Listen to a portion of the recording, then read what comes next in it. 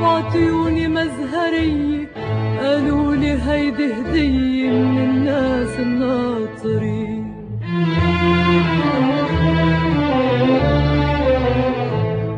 ومشيت بالشوارع شوارع القدس العتيقة وقف عباب بواب صارت وصرنا صحاب وعينيهن الحزينة من طاقة المدينة تاخدني وتوديني. Нам, Дворцу культуры «Ровесник», сегодня очень приятно принимать гостей в наших арт-пространствах. Сегодня мы проводим еще один день национальной культуры. И сегодня у нас в гостях будут гости палестинской и арабской культуры, приглашенные гости нашего города. Мы надеемся, что время, проведенное у нас в нашем Доме культуры, будет приятным, и общение запомнится надолго. Мы рады гостям. Добро пожаловать!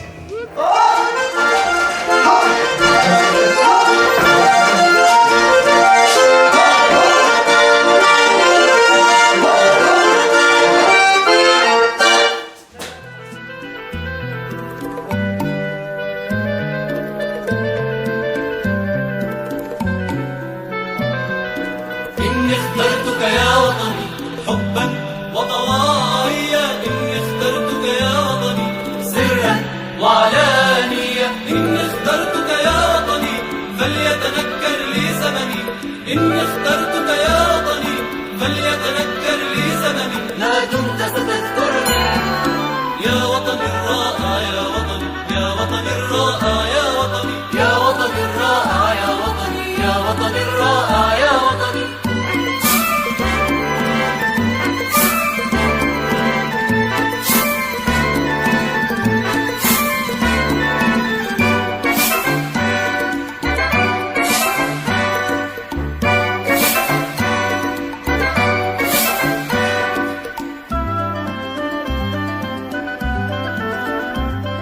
وإن بان بعيني الأسد وإن صارت صبحاتي مسد، دائم الخضرة يا قلبي وإن بان بعيني الأسد،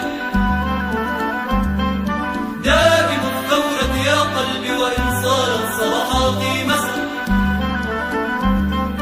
جئت في زمن الجزر، جئت في عز التعب، جئت في زمن الجزر، جئت في عز التعب. هشاش عنف وغضب وغضب وغضب وغضب وغضب وغضب وغضب وغضب وغضب وغضب وغضب وغضب وغضب وغضب وغضب. Арсений Ельцов, самый известный гармонист Республики Мариэл, заслуженный работник культуры России и Мариэл, один из первых лауреатов государственной премии имени Ключникова-Палантая, дипломат многих республиканских и всероссийских конкурсов, трехкратный лауреат международного фестиваля имени Геннадия Заволокина «Играй гармонь». Аплодисменты!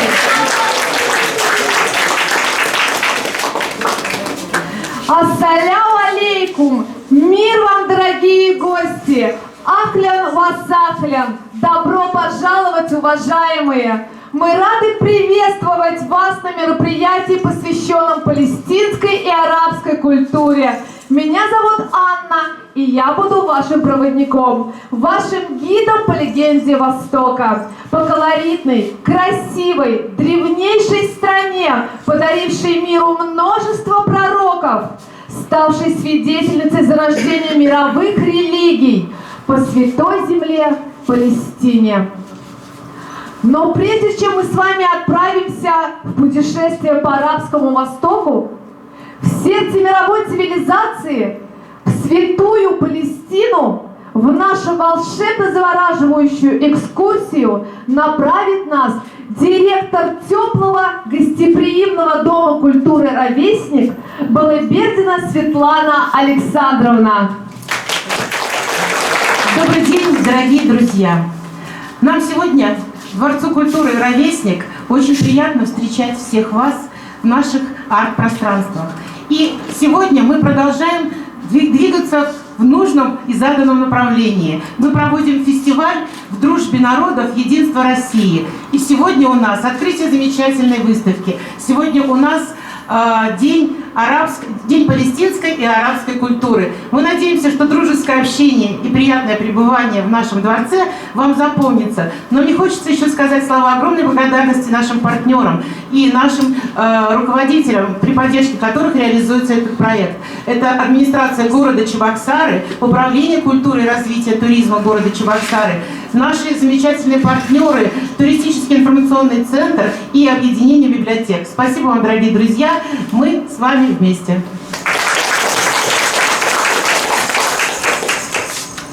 Кто он? Это человек. Для нас он иностранец. Человек и иностранец с большой буквы. Это человек-созидатель. Человек-посланник. Посланник добра. Посланник любви. Посланник мира и дружбы. Вот уже более 30 лет он живет в России, и каждый свой день он создает мир. Каждый день своей жизни посвящает укреплению дружбы между народами и странами через душу, через искусство, с верой и высшим благим намерением. Жить в свободном добром мире, жить в мире без войны. Президент региональной общественной организации Чувашской Республики, Общество дружбы и сотрудничества между народами Чувашии и Палестины, председатель Чувашского отделения Международной общественной организации Императорское православное палестинское общество, организатор и идейный вдохновитель международной художественной выставки «Палестина глазами российских и зарубежных художников», которая проходит во многих городах Российской Федерации, и открытие 34-й международной художественной выставки в сюжетах зарубежных и российских художников «Душа Палестины» проходит сегодня здесь, в рамках Дня палестинской и арабской культуры. Доктор права Аль-Балуи Басам Фатхиев.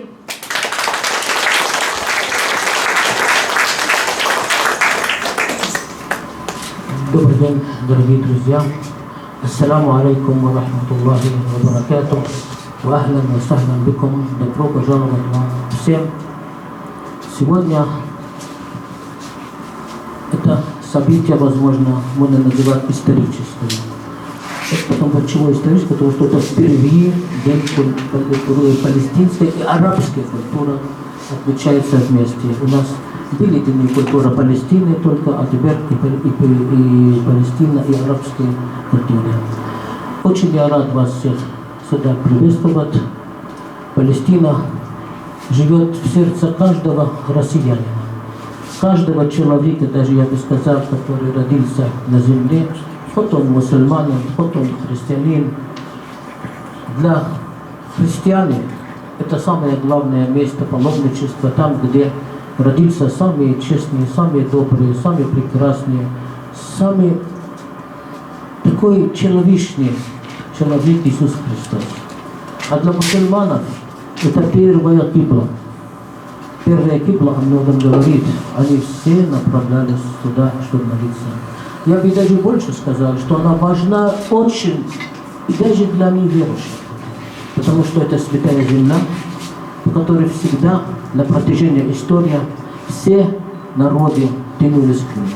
И поэтому не случайно, что, к великому сожалению, на ее земле уже много тысяч лет неспокойно. Не 100 лет, а много тысяч лет от одной оккупации к другой, к третьей, иногда и по 300, по 400 лет. Но последняя оккупация стала самая страшная. Началась 15 мая 1948 года, где выдергивали народ полностью из корня и выкидывали за пределы своей страны. И в результате за пределы Палестины 13 миллионов почти беженцев, а внутри Палестины 7. И они беженцы у себя на родину. И перед вами человек стоит, который не может увидеть свою матерь уже 24-й год.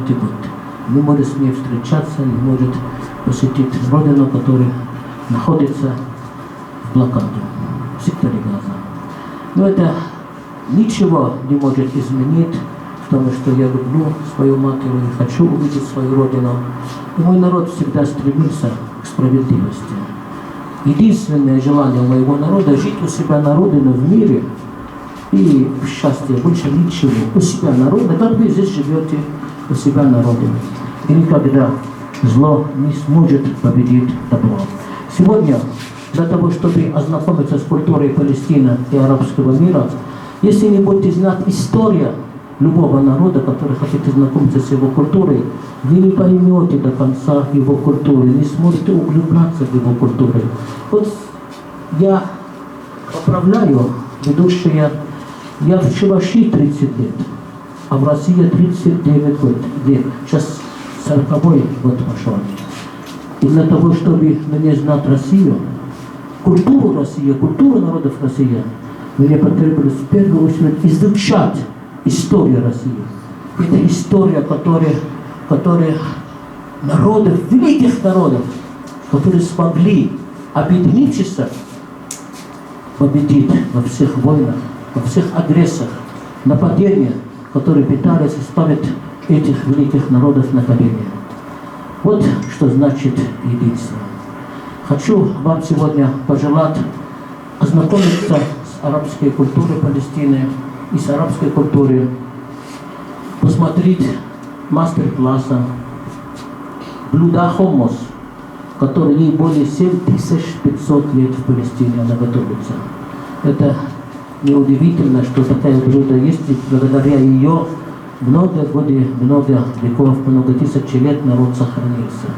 Оно практически заменяет мясо, но очень такая блюдо, которое знает уже во всем мире, и в России в том числе. Познакомьтесь с палестинским чаем, как палестинцы делают чай.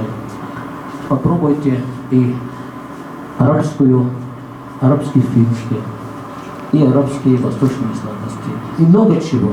Поэтому для того, чтобы сейчас вас ознакомить, в первую очередь хочу сказать, вот эти художники, часть из них оказались здесь и сзади, так что нас извините, будете нас извинять, потому что структура немножко оказалась меньше.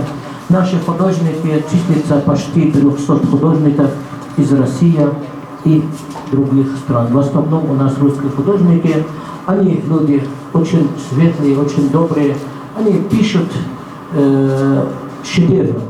Они очень знаменитые, среди них вы увидите и московские художники, и скульпторы. Вот здесь масло Валентина Ивановна, вот она там стоит.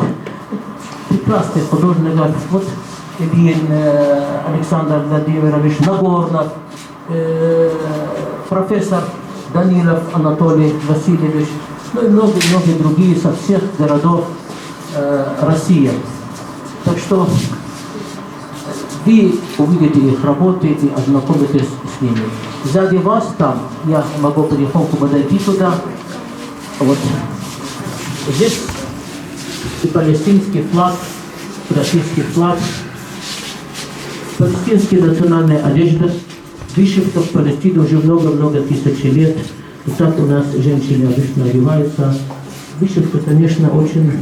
Всегда я даже видел, когда мама, бабушка, это они делали, это о многом говорит. Каждый символика здесь что-то означает. Это не просто вот взяли что-то вот делали. Вот и здесь... Это специально из Палестины привезли. Карта Палестины внутри, как вы видите. И здесь из редких и камень садов сделана эта работа. Это глина. Это очень известная история. Мухаммад Дорра. Его папа обещал ему купить велосипед, если он в 5 классе закончит с отличием. И он закончил, и они пошли купить велосипед. И, к сожалению,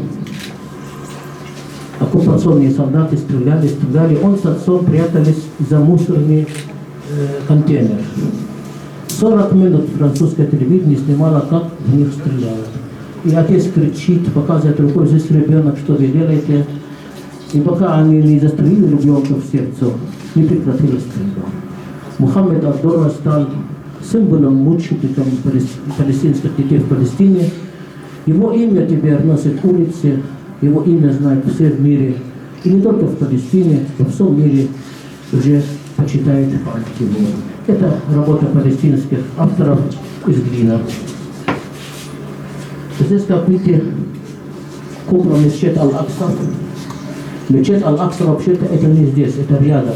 Это купла, где, да, это где камень, на котором Мухаммад, саллаллаху алейхи вассалям, прилетел в Иерусалиме, Исра валь-Ми'радж. Вот здесь из Корана тоже надписи, все на арабском языке. Я думаю, братья мусульмане, татары учат хорошо Коран, знают, читают его наизусть на арабском языке. Ну, здесь Императорское православное палестинское общество, ее отделение в Чувашии, этой организации 140 лет, ее возглавляет на сегодняшний день отец Россия Степашин Сергей Вадимович, и мы недавно с его подачи открыли филиал. Вот уже, как филиал открыт. Палестинский народ любит всякие куклы. Да, меня было неожиданно, когда избили Кровоград. Очень интересная Елена Кадеева, художник.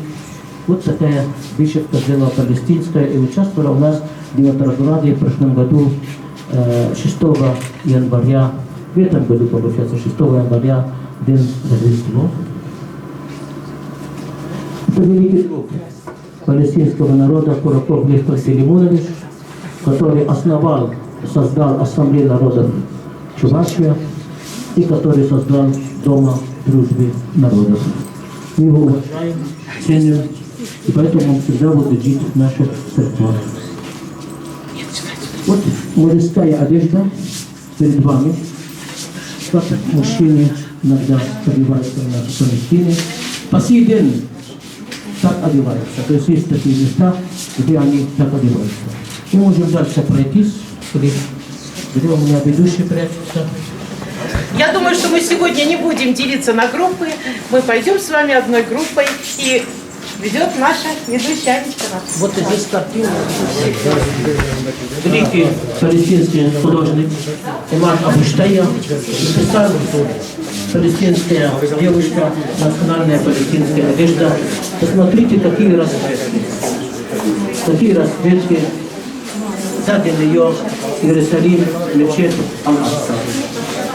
Здесь эта картина написала знаменитый художник из Марийской республики, Поспехова Марина Александровна.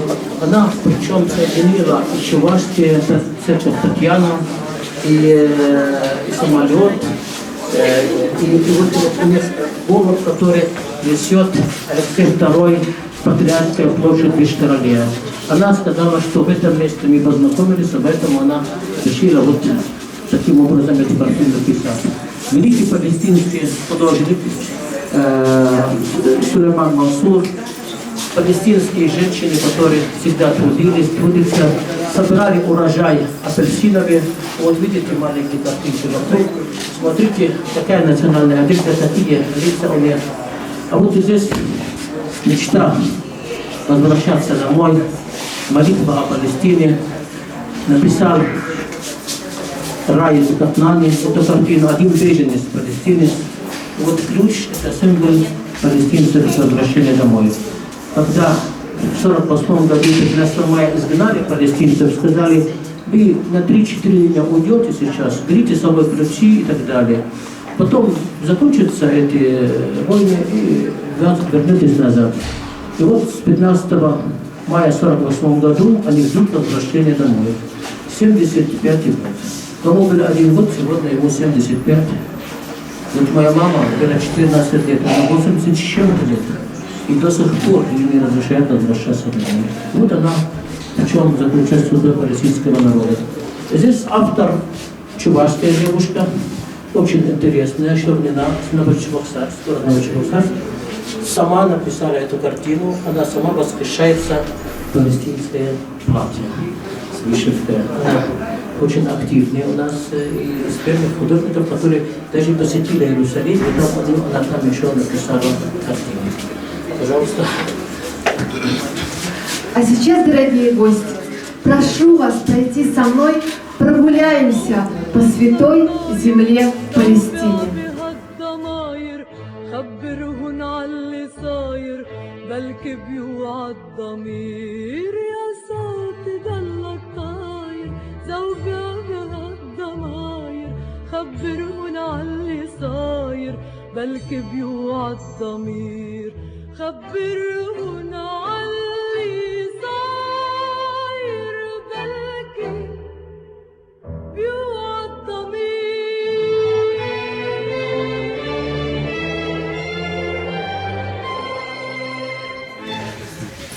Добро пожаловать в пространство Палестины! Ахлева Сахлин, святая земля Палестина.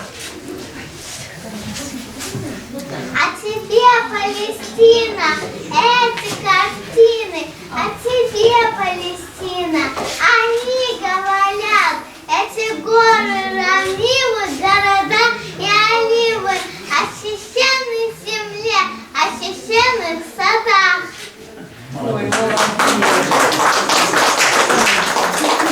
В этом волшебном пространстве вы видите картины российских и зарубежных художников. Это лишь малая часть картин, представленных сегодня здесь на открытии 34-й международной художественной выставки в сюжетах зарубежных и российских художников «Душа Палестины». Цель выставки – воспитание у подрастающего поколения понимания и уважения культурных традиций других народов, готовности поддерживать отношения дружбы и сотрудничества с представителями разных стран, привитие чувства доброты, справедливости, гуманизма, толерантности и других общечеловеческих качеств, развитие и укрепление культурных отношений между народами России и Палестины, посыл к миру и согласию между народами всего мира. Каждая картина сюжетна, каждая картина – это душа. Душа Палестины в душе каждого художника, душа палестинского народа. В пространстве Палестины экскурсию по сюжетам картин проведет доктор права Аль-Балуи Басам Фатхи. А также, дорогие гости, приглашаем принять участие в познавательном квизе «Русская Палестина», примерить арабские костюмы и сделать памятные фотографии. Попробовать сделать своими руками красивую арабскую обувь с завитками. Бабуши – это мягкие кожаные туфли, часто с загнутым кверху носком и плоской подошвой. Были изобретены в Марокко по отдельным фрагментам. Собрать восточную пословицу воедино. Своими руками сделать красивые книжные закладки и кулоны с узорами в арабском стиле. Приглашаем также принять участие в мастер-классе Мехенди «Роспись натуральной хной по телу». В отличие от классических татуировок, получивших распространение в Европе, люди Востока отдавали предпочтение способу украшения своего тела, который не причиняет вред здоровью и не повреждает кожу, является временным украшением тела, держится около 4 недель. Также сегодня здесь пройдет презентация книги, которую перевели доктор Басам и его супруга.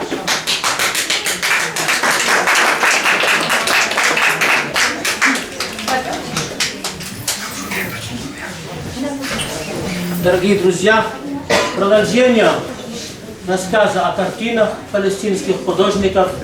Вот здесь начну слева. Картина Имад Абу-Штайя «Мечта о свободе». И вниз, сверху, как видите, символ свобода всех людей земного шара, Че Гевара и Виктория, победа над ней. Маленький ребенок смотрит на Бога, призывает его. И вот карта Палестина, треугольник сверху. Это гениальный палестинский художник Имад Абу-Штайя, знаменитый на весь мир. Его картины продаются в разных странах мира. Здесь две картины, а палестинская мать,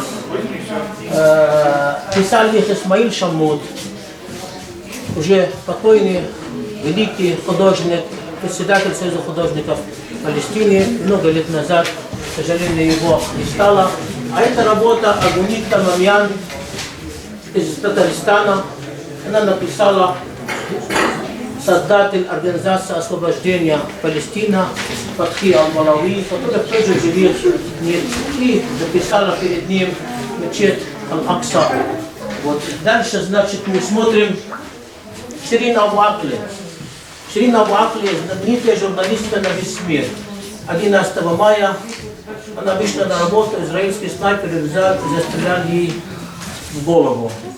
Ширин Абу Акле имеет двух гражданств, и Палестина, и Америка. Несмотря ни на что, если Израиль совершает преступления, то запрещено расследовать ее. Они стоят выше закона, выше международное право, и поэтому даже Америка простила и об этом забыла. Они себя называют избранным Богом, хотя Бог сказал, что все для меня как основатель, может, все равны, как расческа равны. Нет у меня это лучше, это хуже. Все они рабы мои, я их создал, чтобы они жили в мире, в дружбе.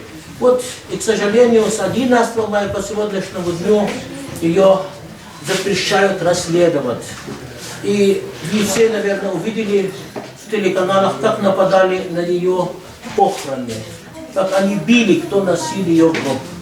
Это было чудовищное преступление в этом году. Дальше. Ну вот, ведущая Анна Геннадьевна написала стихи про Ширин Абу Акле, когда она увидела все, что произошло еще в мае, 11 мая. Стихотворение мое называется «Икона палестинского народа». Она – икона палестинского народа. Она – икона палестинских новостей. О правде страшной у палестинцев дома. В своей стране уже так много дней они живут под гнетом оккупантов. Она под бомбами оповещает всем, чтоб мир услышал только истинную правду о том, кто убивает их реальность информационных тем. Жилетка пресс, на голове защитный шлем.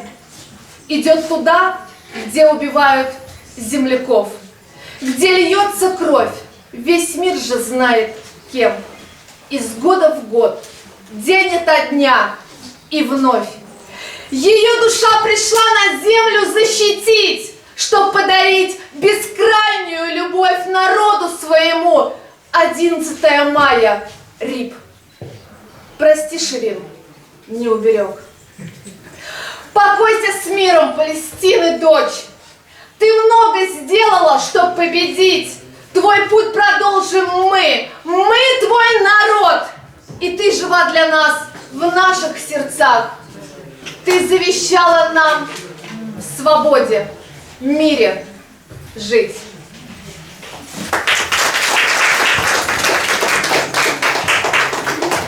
Дальше, дорогие друзья, продолжаем здесь. Сулейман Мансур показывает роль женщины-мать. Через ее матку проходит вся человечество, весь палестинский народ. Какая бы ни была профессия, все короли, все президенты, все вожди, все простые люди проходят через ее матку. Здесь Сулейман Мансур Это выдающийся художник Палестины и мира. Палестинскую свадьбу, палестинская национальная одежда показывали. Раид Катнани, писарь палестинского старика, и на его лицо вся история Палестины, история страдания своего народа. А вот эта картина из книги «Любовь и хлеб», о котором я сейчас вам расскажу. Все, кто прочитали эту книгу, сказали, что она изменила их жизнь. Я думаю, будет возможность, потому что она с сегодняшнего дня будет подарена ДК ровесника, будет всем возможность прочитать и ознакомиться с этой книгой. Здесь Халид Иса написал картину «Судьба любого палестинца». И мечта любая женщина, любая девушка спать спокойно у себя на кровати, но никак не на улице, никак после как разрушили ее дом, и видит только ужасы во сне. И это не ужас, она видела их в ясности, и теперь во сне только это и видит.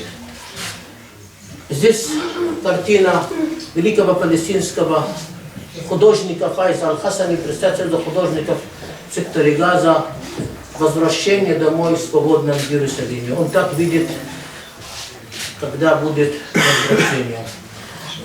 Здесь Кучергина Ирина написала картину «Мирный день в Палестине». Кучергина Ирина, она живет в Комсомольск-на-Амуре. Туда и обратно, отсюда 25 тысяч километров. И она является участником всех наших выставок. Здесь картина написал Павлов Александр Вячеславович, знаменитый чувашский художник. Это Ширин Абу-Аклу. И в ответ он написал: вы никогда не сможете заглушить правду, не сможете заглушить наш голос. Здесь из стекла работа. Это работа Ирина Наумова, единственный специалист в Чувашии по этому виду искусства. Про книги «Любовь и хлеб» могу сказать, у нас у всех понятия ясные. Любовь – это жизнь, и хлеб – это жизнь. Без любви жизни нет, и без хлеба то же самое. Очень много народу на Ближнем Востоке и в мире, 90% их еда один хлеб. Вы понимаете? Поэтому эта книга основана на реальных событиях. Этот роман писала Асия, девушка, которой было 4 года, когда разогнали ее из дома в 1948 году. Когда оккупировали Палестину вместе с семьей, она все рассказывает, что с ними произошло, когда они были маленькими детьми, и как выросли, и как состоялись в жизни, ее мировоззрение о жизни. Книга очень известная, ей больше 40 лет, но она переведена была больше года назад, и была напечатана типография Кабинета министров Марийской республики. Дорогие друзья, я вижу, сюда в зале к нам приехали 2 великолепных художника.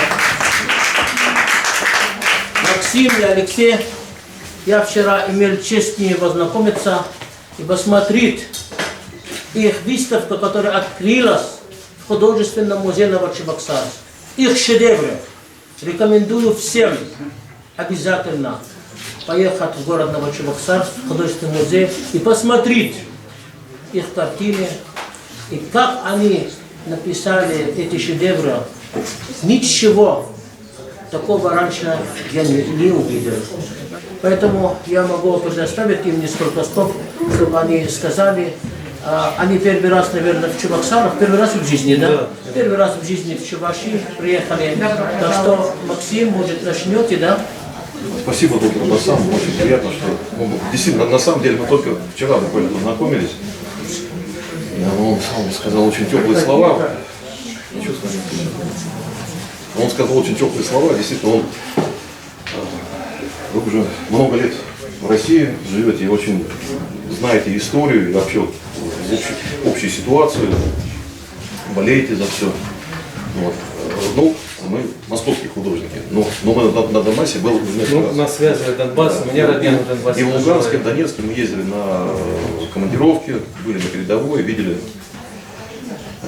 смерть, смотрели на эти ужасы войны, которые чуть не попали в окружение, буквально сейчас в Изюме. Вот, чудом спаслись буквально. Господь спас. И вот сейчас получили предложение. Ну, мы общались давно уже. Здесь есть в Новочебоксарске очень хороший музей. Вот, и там руководитель его, Александр Владимирович Ильин, он, в принципе, он сканирует всю, скажем так, живописную палитру России. Он выбирает каких-то художников, которые нравятся, и привозит туда. Хотя музей небольшой, то есть такой камерный, но там очень достойные проводятся выставки. И Сергей Андреяка, и там, ну, такие, ну, Батут Угрожапов, очень крупный художник. Вот, от себя лично еще добавлю, я был рад увидеть силуэт доктора Басама. Просто у нас товарищ один, он работал в Эмирате Кувейт долгое время, приглашал нас, и поэтому у меня даже была серия еще по Кувейту, вот именно по такой удивительной такой арабской жемчужине. Вот, и Россия всегда помогала арабским странам, всегда отзывалась на их.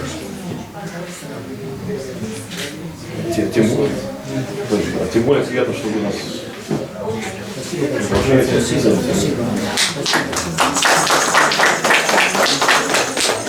Хотел бы, доктор Басан, выразить вам особую благодарность, что вы нас пригласили, за ваше сочувствие Донбассу, потому что действительно это общая трагедия, как мы это все понимаем, и люди Донбасса, и народ Палестины, народ Сирии, вот где происходят вот эти вот противостояния, конфликты, где люди подвергаются военному, культурному насилию.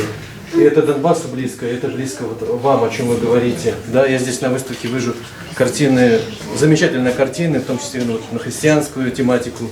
Да, вот эти земли, вот, и Сирия, и Палестина, между Египтом находящиеся, являются такой колыбелью христианства. Вот. И для нас в первую очередь, да, ислама, конечно, для нас в первую очередь это ценно. Вот. То, что происходящее на Донбассе, вот, мы с большим трепетом воспринимаем, и то, что вот, Донбасс не оставлен, вот, на протяжении 8 лет все-таки люди уже как бы, вначале все-таки сомневались, что как бы, они брошены, никому не нужны, но все-таки и находятся везде по всему миру настоящие патриоты, сочувствующие, сопереживающие вот этой всеобщей трагедии, которую мы должны вот, победить, весь этот терроризм, который проникается в настоящие дружеские страны и хотят все-таки нас растащить, вот, расколбасить, разбить, но мы этого не допустим. И будем всячески, вот, как художники, вот, свою миссию нести культурным вот таким наследием, насколько это возможно. Вот. И замечательная выставка, еще раз вам спасибо, уникальные работы, восхитительные. Вот, позже я посмотрю более подробно, приобщусь. Правда. Спасибо вам. Дорогие друзья, еще посмотрите здесь. На земле, на святой земле Палестины бросается столько бомб, столько гранатов, чтобы хватит, чтобы посадить в каждом куске Палестины дерево, оливковое дерево, посадить рассадки.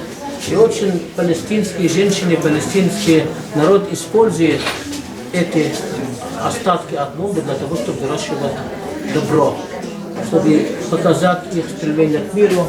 Вот последний ужин в Палестине. Обычно в Палестине всегда кушали с одной блюдца. Одна блюдца. И сидели все вместе, обычно сидели на пол даже, то есть эти стулья и так далее. И кушали руками, кстати, то есть используя хлеб.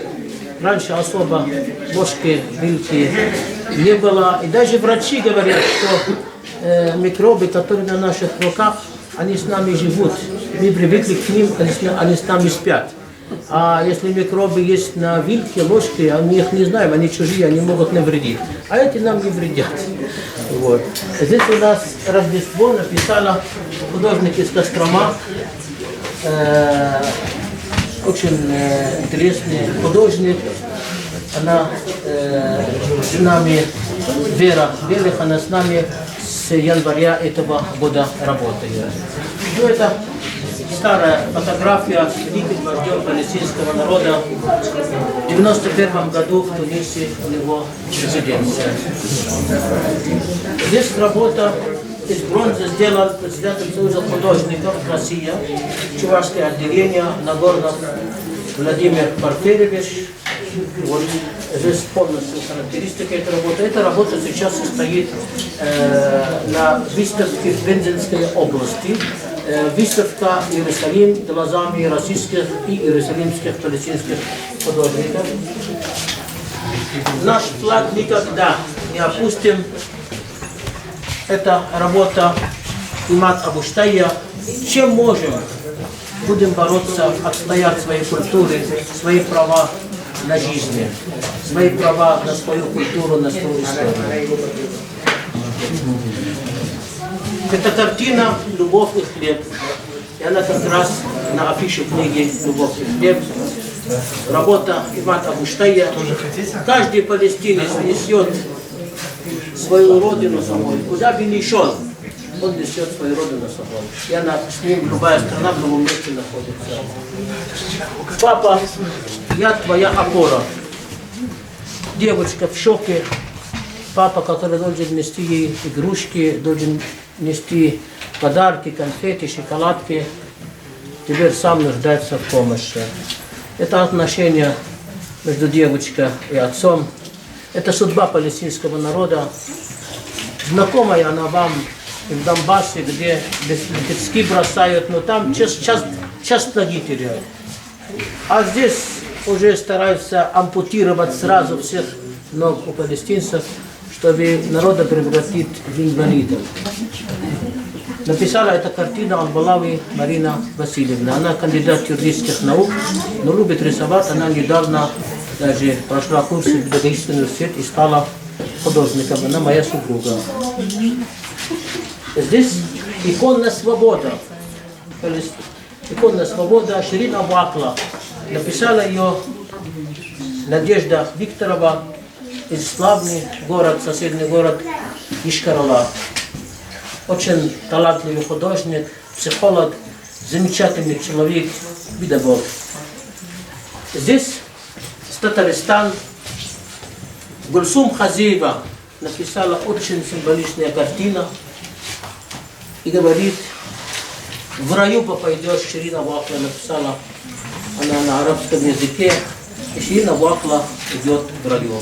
Очень много я хочу поблагодарить наших братьев татаров, которые принимают очень активное участие в писании картины о Палестине. Нам очень приятно, что их представители сегодня, здесь главные представители, находятся здесь с нами сейчас в этой минуте. Это работа художника из Пензенской области. Это Валентина Вилкова. Целая семья у нас пишут картины. Отец Андрей Вилков, мать Елена Вилкова и дочка Валентина. Они принимали уже участие в разных наших выставках, в том числе в 4 зарубежных выставках. Последняя была недавно, 18 числа, в Вифлееме. До этого было в Ерихоне. И причем в Вифлееме было в культурном центре России. Вот. Вифлеем – это, как вы знаете, святой город. Здесь картина с нашего выдающегося художника Марийской республики Иван Ямбердов. «Палестина, мать земли». И он показывает на лицо мученика, палестинская женщина, все на ее лицо, это трагедия. Здесь он на дерево, на оливковое дерево, которое более 5000 лет, показывает великих палестинских людей. Из них мой Сисо, поэт, друг, великий друг России и Советского Союза и других разных. Площадь, мечта о мире и свободе. Здесь мало кто, наверное, из вас знает, кто эта женщина. Это женщина Клавдия Васильева, или по-арабски Кульсум Ода. Это женщина, которая связывала Палестину с Россией. Она родилась в 1800, не помню какого года, но эта женщина похоронена в Москве. И она переводила очень много работ русских поэтов, писателей с русского на арабском языке. Она знакомила палестинского народа с его с культурой России. Она сближала наших народов. И поэтому об этом, когда узнала художник из Татарстана, Агуник Тамамьян, она взяла ее написала. Это Назарет. Она родилась в Назарет. Назарет – это город Мария, мать Иисуса. Вот сзади Назарет, спереди вот наша Кульсум Ода, вот, или Клавдия. Ну, теперь здесь у нас картины, тоже я хочу о них рассказать. У нас есть здесь прекрасный профессор Валентина Маслова. Она много пишет по Палестине картин. Ее картины, они, может, небольшого размера, но очень большого значимости.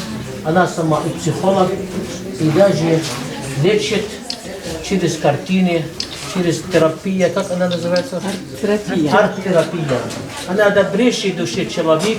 Ее картины принимают участие в наших выставках. Сегодня 34-я внутри России выставка, а так у нас параллельно идут сейчас 10 выставок одновременно открытия во всей территории России. Так что можете потом поближе знакомиться с этими картинами. Уважаемые гости, давайте сейчас посетим один из кинотеатров нашей Святой Земли Палестины. Пройдемте, пожалуйста, с нами в следующий зал. Добро пожаловать в кинотеатр Палестины. Здесь, в этом кинотеатре, это особенный кинотеатр, здесь вы можете сейчас посмотреть 3 фильма о Святой Земле, и также здесь у нас расположена первая выставка уникальная детских талантливых рисунков. И сейчас ее представит нам заслуженный художник Чувашской Республики и Российской Федерации Митхат Алимзянович. Дорогие друзья, у нас существует проект «Палестина» глазами российских и зарубежных художников, где принимают участие как профессиональные, так и художники самодеятельные. Ну, наряду с этим проектом мы затеяли другую работу в Киеве. Первый проект у нас назывался «Я рисую Донбасс, я рисую Палестину». Она проходит под девизом «Народы разные, мечта одна, мир». Это то, что касается вот 2 народов, Донбасса и Палестины. Вначале были некоторые сомнения, не у меня, правда, у тех, которые принимали участие, но со временем все рассеялось, и дети в своих работах выражают искренние свои чувства по отношению к происходящему посредством своих рисунков. Здесь представлена небольшая часть этих работ. Первая выставка у нас прошла в Батальской детской школе искусств.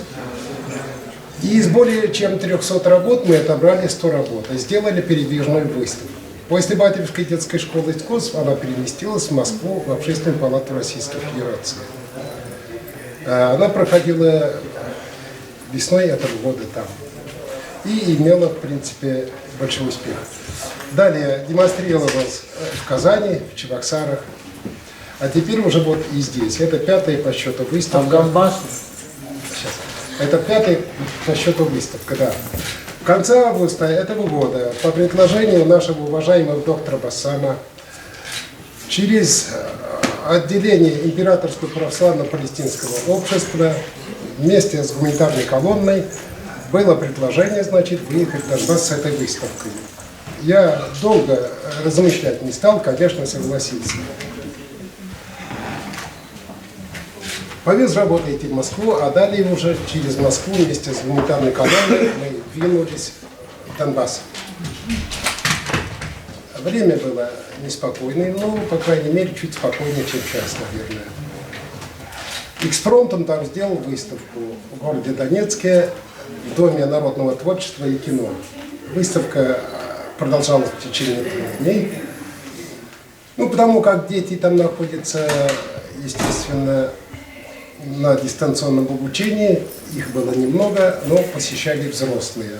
Отзывы были очень хорошие, самые добрые.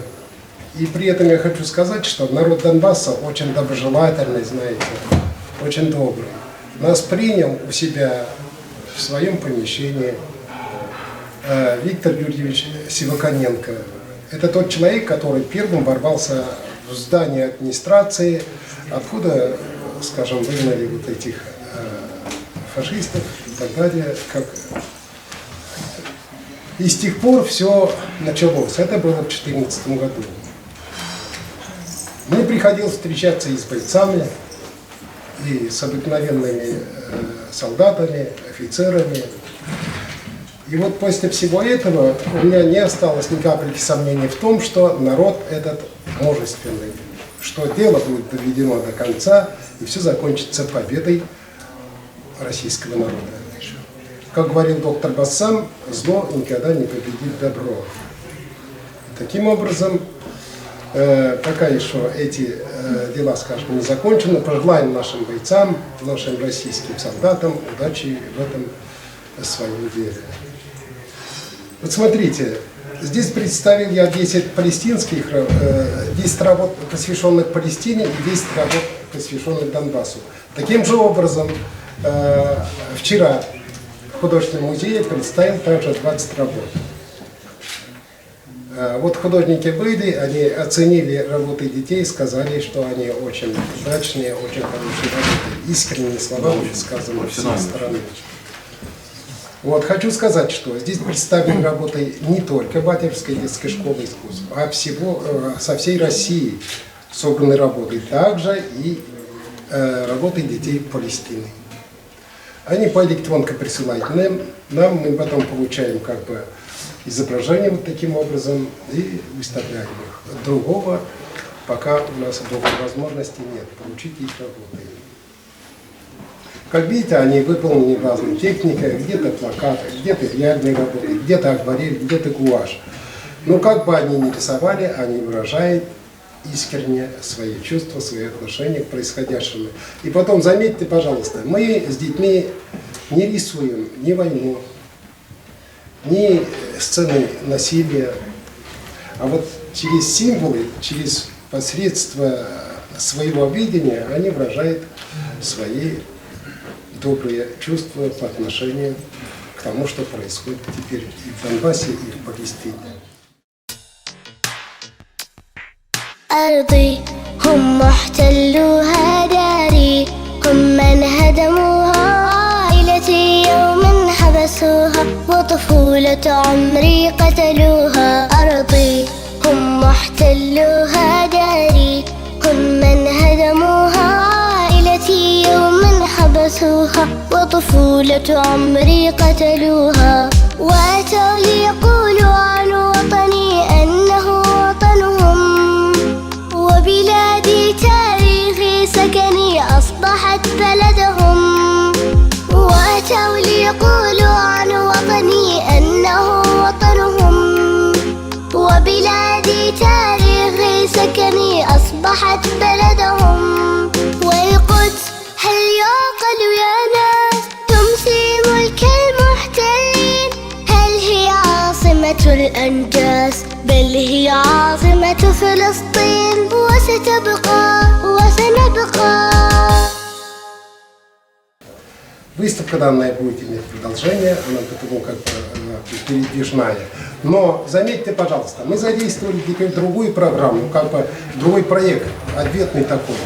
Если мы до этого рисовали с вами с художниками Палестину, то теперь проект называется «Я люблю тебя, Россия», где инициатором вышли наши вот эти самые уважаемые доктор Бассам и мы в том числе.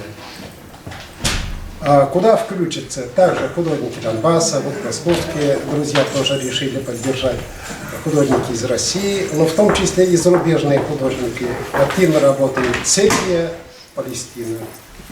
В конце ноября будем подводить итоги вот этой выставки. Она опять-таки будет проходить не только у взрослых, то есть не только взрослые художников работают представлены людям, также и детей. Спасибо большое. Спасибо большое. Спасибо.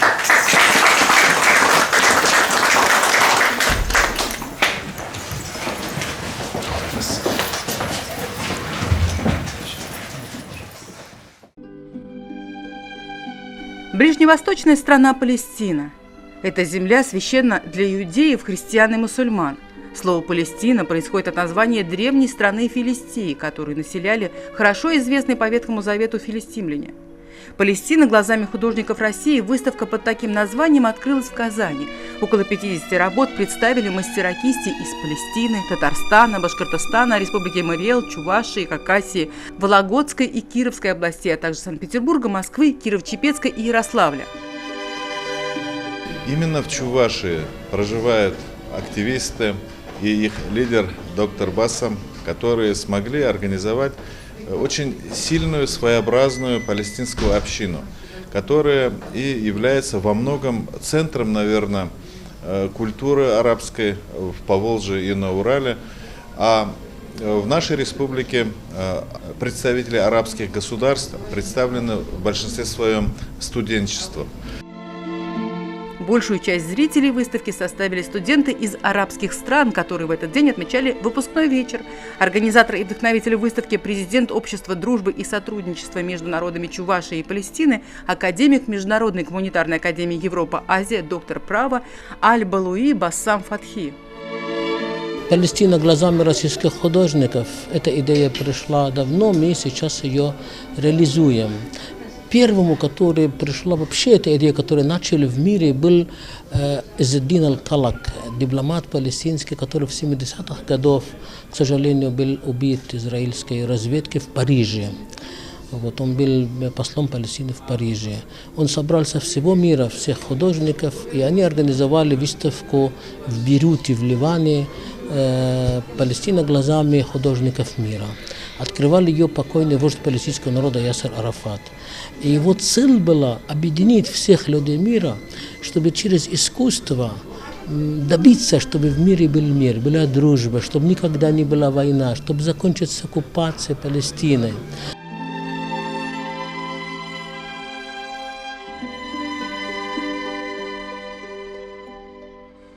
Эта картина называется «Палестина. Мать земли». Потому что в Палестине как раз родились все религии, родился Иисус Христос. Самое главное место мусульманов, мечеть Аль-Акса, и христианов. И он показывает здесь мать этой земли, которая от горя, от оккупации, от потери Родины, в таком ужасе. А здесь он показывает оливковое дерево многовековое, которое 5000 лет. И на ней показывает великий палестинский поэт Муин Псисо. На полотнах оживают уникальные мусульманские и христианские святыни, мечети, храмы, живописная природа, места паломничества, этнография и археология Палестины, памятники библейской истории, сцены быта, портреты обычных людей, роскошные вековые оливы под южным солнцем, каменистые горы, пустыни, долины, улочки и рынки. Последние являются обязательной частью культуры городов Палестины. На полотнах изображены Иерусалим, Иерихон, Наблус, Газа, Самария, Хеврон. С историей и бытом средиземноморской страны в Доме дружбы народа Татарстана можно будет познакомиться до 30 августа. Палестина и Израиль. Краткая история конфликта. Что произойдет, если построить убежище для преследуемого народа в том месте, где уже живут люди? В этом ролике мы предоставим небольшую информацию о том, как зародился конфликт между Палестиной и Израилем, и о том, что вы можете сделать для достижения мира между народами этих стран. Во-первых, есть несколько моментов, которые помогут понять ситуацию. Первое. Большое количество евреев были вынуждены бежать из антисемитской Европы, особенно в ходе нацистского Холокоста. Сионисты спровоцировали массовую эмиграцию на территорию Палестины, которая в то время была британской колонией. Долгое время небольшие общины евреев жили рядом, бок о бок с большими общинами местных жителей. Но когда ООН предложила еврейским иммигрантам большую часть земли и назвала ее Израилем, для подавляющей части палестинцев это стало началом тотального разрушения их жизни. Они отвергли план ООН и несколько арабских стран были втянуты в войну против Израиля. Израиль начал сопротивление. В результате свыше 400 палестинских городов и поселений было уничтожено. К моменту окончания столкновений Израиль контролировал 78% исторических земель Палестины. И когда 3/4 миллиона палестинцев, которые бежали или были изгнаны во время конфликта, попытались вернуться к себе на родину, правительство нового государства запретило им въезд. А оставшиеся сотни тысяч их родственников, палестинцев, стали жителями второго сорта в новом государстве, где евреи стали большинством. Сегодня палестинцы и их дети в количестве нескольких миллионов заселились в основном в секторе Газа и на западном берегу реки Иордан. Миллионы палестинцев рассеялись по всему свету, причем многие из них до сих пор живут в лагерях для беженцев и мечтают однажды вернуться к себе на родину. Резюмируем вышесказанное. Одна группа иммигрантов обрела столь желанный дом, но в ходе этого образовалась другая группа иммигрантов. И второй момент, который нужно понять. Израиль был основан в качестве государства для евреев. А теперь следует задать вопрос, а что это в точности означает? Было множество идей о том, каким должно быть еврейское государство. Предлагали идею равенства для всех граждан. Но на практике возникла не что иное, как узаконенная дискриминация, направленная на неевреев. Другими словами, как это видно на карте, области, помеченные голубым, демонстрируют желание правительства обрести максимальную часть земель и ресурсов для евреев, а не для палестинцев, живших на этой земле. Вот почему на территории Израиля у евреев особые привилегии, включая право на землю и недвижимость. Палестинцам, которые составляют 20% населения Израиля, в этом отказано. Этот же момент объясняет тот факт, почему Израиль до сих пор не определился со своей территориальной границей. На территорию сектора Газа и западного берега до сих пор пытаются претендовать с тем, чтобы присоединить ее к тем землям, которые им удалось захватить в ходе войны 1967 года. С тех пор Израиль возвел несколько еврейских поселений по всей территории захваченных земель на западном берегу, строя города исключительно для евреев и снабжая их инфраструктурами, такими как дороги, военные лагеря, школы, колледжи. Считается, что военная оккупация – это временное явление, но спустя 40 с лишним лет она становится чем-то постоянным и абсолютно несправедливым. На западном берегу еврейские поселенцы и палестинские жители живут на одной и той же земле, но в рамках двух совершенно разных систем закона Израиля. Еврейские поселенцы контролируют природные ресурсы, включая воды и посевные земли. И они получают поддержку от израильской армии. Для закрепления режима оккупации Израиль разрушил тысячи палестинских домов, уничтожил фермерские хозяйства и сады, конфисковал палестинские земли, способствовал сокращению численности населения в Газе и наказывал за сопротивление путем рейдов, арестов и убийств. И все это ради того, чтобы получить как можно больше земли. Все это усугубило положение палестинцев до такой степени, что они были вынуждены бежать или были слишком запуганы, чтобы сопротивляться. Палестинцы сражались за свою землю. Десятилетиями они пытались отстоять свободу страны путем вооруженной борьбы. И это частично продолжается сегодня. Но большинство палестинцев вместо этого выступают за коллективный протест против оккупации.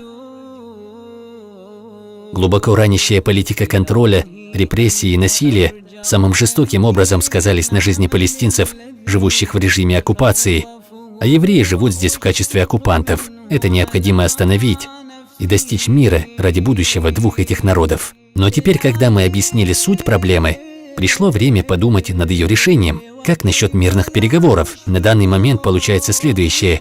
Поддержка Израиля со стороны США ухудшила положение на западном берегу. США помогли Израилю в политике оккупации. Годами проходили многочисленные переговоры. А тем временем Израиль в массовом порядке увеличивал количество еврейских поселений и нарисовал новую карту этих земель. Мирные договоры – это хорошо, если они реальны, но не в случае, если они прикрывают факты захвата земель. Так что же получается?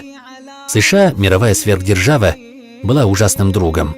Она снабжала Израиль разрушительными видами оружия на земле Палестины и финансировала израильскую армию, самого большого получателя американской финансовой поддержки в мире. Но есть другая сверхдержава, которая может все изменить. Это вы. В мире существует движение, в котором принимают участие сотни тысяч человек, таких же, как вы, включая палестинцев и израильтян, которые протестуют, изучают, разоблачают и бойкотируют с тем, чтобы организовать ненасильственное международное давление на Израиль, чтобы он прекратил нарушать права человека в Палестине. На протяжении истории, там, где правительство не могло восстановить справедливость, обычные люди, такие как вы и мы, брали дело в свои руки и побеждали.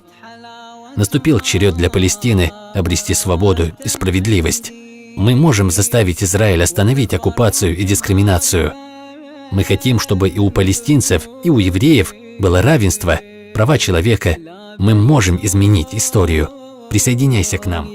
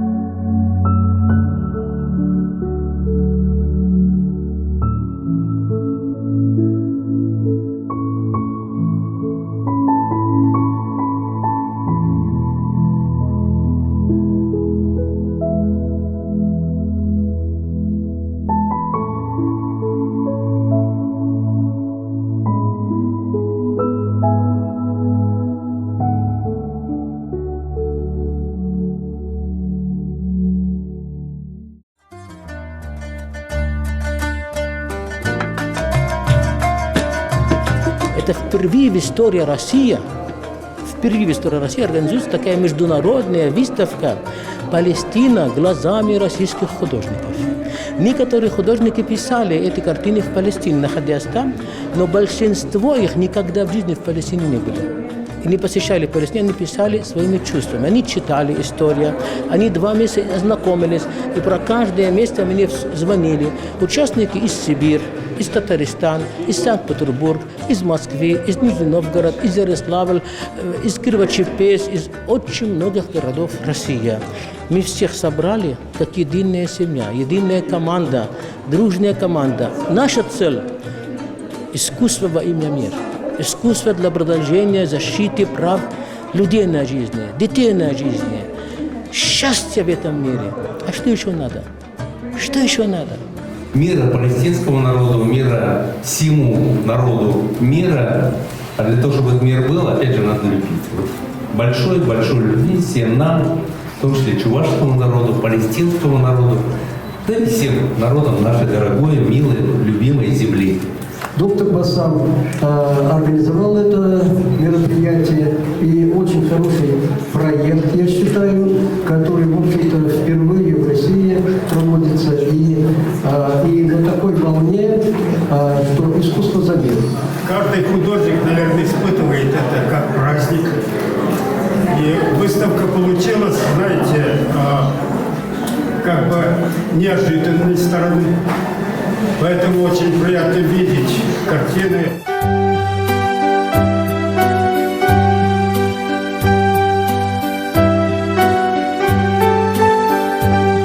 Анунаки – это Ану, это значит с другой планеты человек. Это первый из анунаков.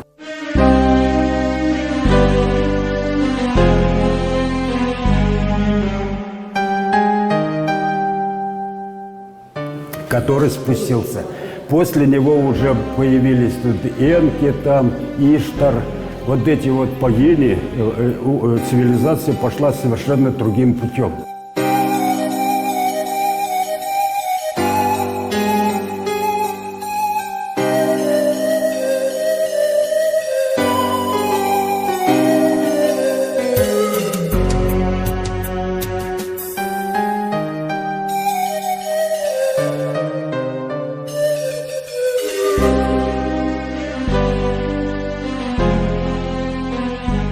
Выставка направлена на защиту мира на Земле, чтобы люди жили в мире, в свободе, чтобы у людей была возможность развиваться, учиться, общаться с миром.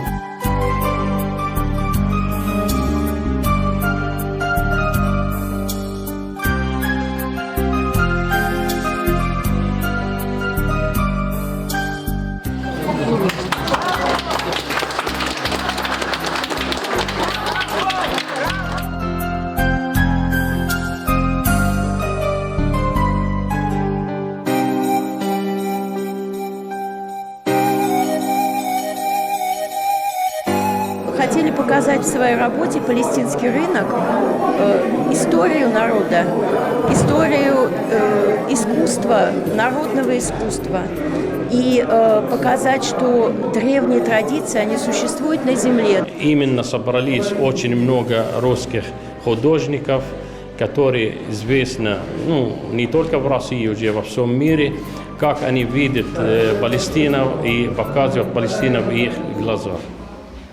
والله يا حروف الوطن زي العبر بالصدر محلى محلى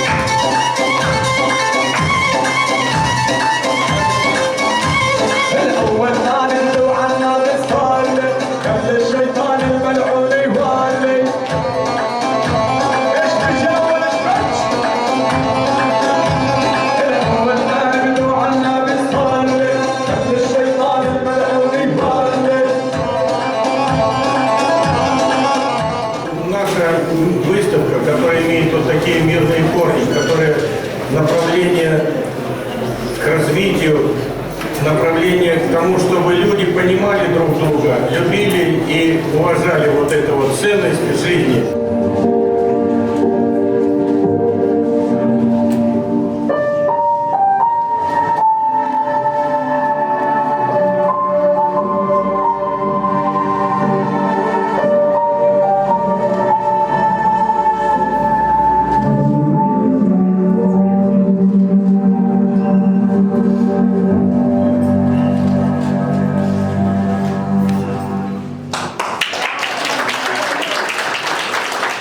Для меня они ласточки.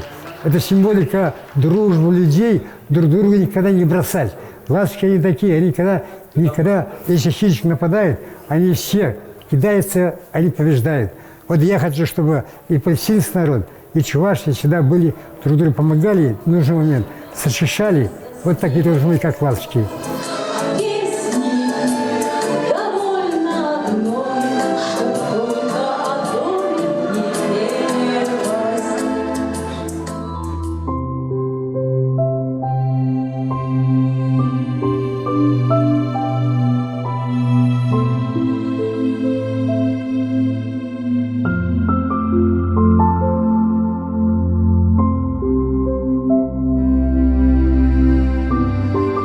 Thank you.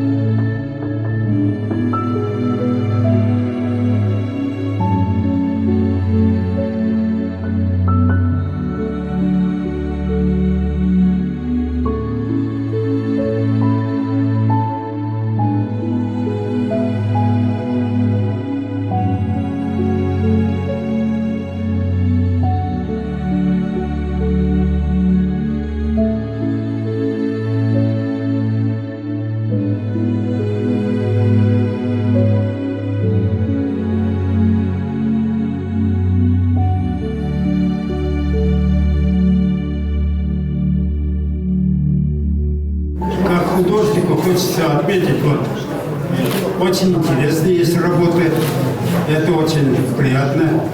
Очень благодарен организаторам такого форума искусства мирового, российского и чувашского масштаба, объединяющий все народы, не только России, а всех тех, которые испытывают огромные боли и сострадания народу Палестины. Палестина – это святая земля.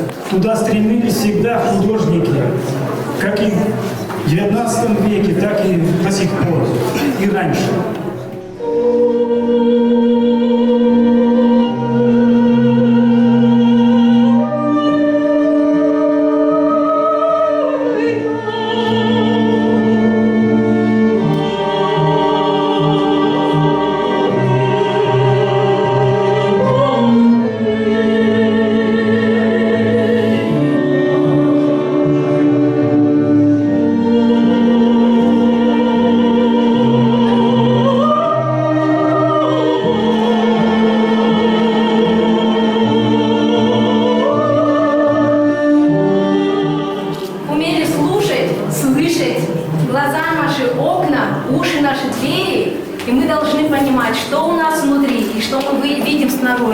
Поэтому, когда будет целостность этого, будет мир.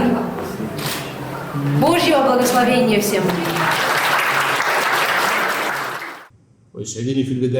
Я хотел бы поблагодарить художников, участвующих в выставке «Палестина глазами русских художников», а также тех, кто ее организовал, в особенности уважаемое правительство и дружеский народ Чувашии, а также организацию Ассамблеи представителей народов, проживающих в Чувашской республике, и уважаемого доктора Бассам Аль-Балаев, президент Ассоциации дружбы и сотрудничества между народами Чувашии и Палестины. Льва Пантелеймоновича Куракова, который эту здание построил, который основал Дом дружбы народов, который основал Ассамблею народов Чувашия, который был объединитель народа, который никогда не держал зло ни на кого и простил всех, кто в этой жизни его предал. И поэтому, проводя эту сегодняшнюю встречу, вот студенты подошли сейчас из разных высших учебных заведений, они обучаются у нас.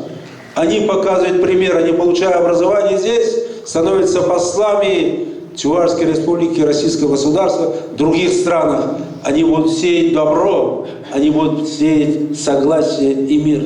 И мы должны поэтому всех уважать, всех любить, всех ценить. А палестинскому народу сказать, правда победит всегда.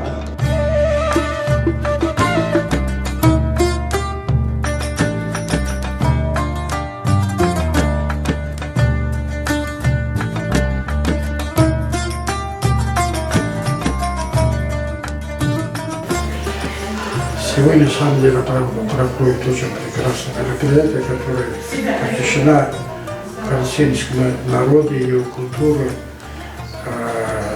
Сегодня мы здесь, в России, живем мирно, существуем, но несмотря на это, значит, сегодня палестинские дети, старики страдают. Но то, что сегодня мы видели в разных картинах, значит, именно души людей, в том числе и детей, которые показывают со своими рисунками свою боль и так далее. Но я сказал сегодня, к сожалению, во всем мире идет двойной стандарт, который, а это чревато. Сегодня мы должны избавиться от Запада Америки, который они диктуют, к сожалению. Но нельзя говорить, что народ, проживающий в Америке и Западе, я не думаю, что они согласны действовать за своих правителей. Но хочу поздравить доктора Бассана, прекрасный, который созданный сегодня мероприятие, пожелать ему здоровья, чтобы скорейший он вернулся в свою родину, чтобы увидел те места, которые Он родился, некоторое время жил. Ну, судьба его привела прекрасно нашему, значит, Россию, в том числе прекрасной Чувашской республики. И он гордится им, что вот такую большую работу делает. Спасибо. Мы вам предлагаем сегодня погрузиться в наше чудо, побывать, не выезжая в Чебоксар, знаменитой мечети Алякса, о которой уже доктор Басам рассказывал. И вот мы вас просим подойти, выбрать гид, встать потом на зеленый экран, и в конце вечера в нашей группе ВКонтакте будут фотографии, и вы, не выезжая в Чебоксар, окажетесь на палестинской земле. Вот такой небольшой наш подарок. Просим, подходите, пожалуйста, доктор Басам.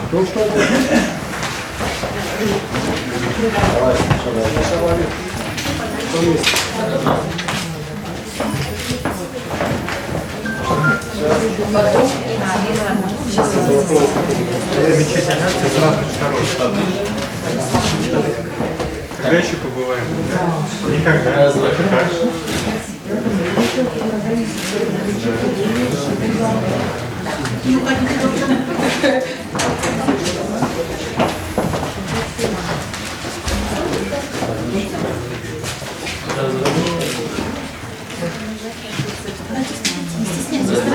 Нет.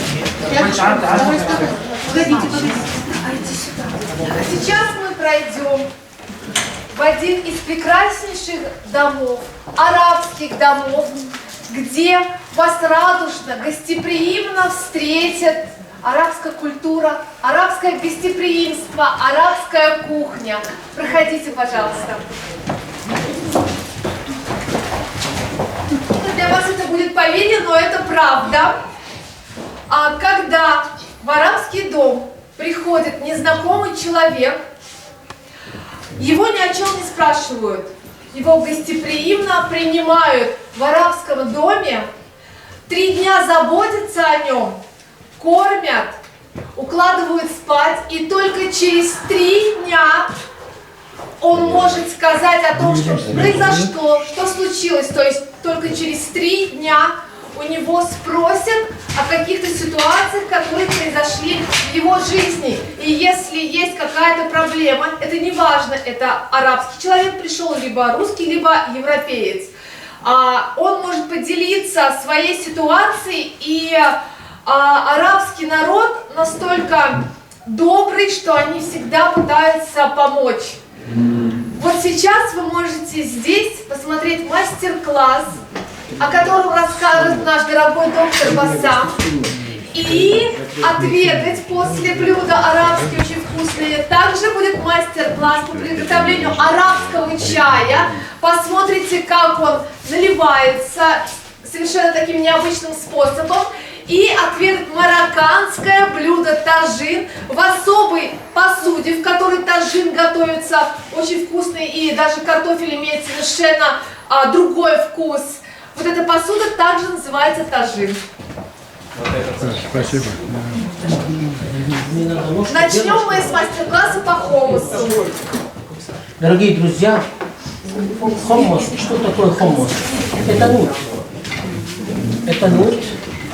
Его варят в скороварке. Если нету скороварки, то мочит 1 сутки и 8 часов воды, чтобы он приготовился. Это арабский нут. Впервые его выращивали в Палестине 7500 лет тому назад, до нашей эры. И с тех пор палестинский народ за счет него живет и существует.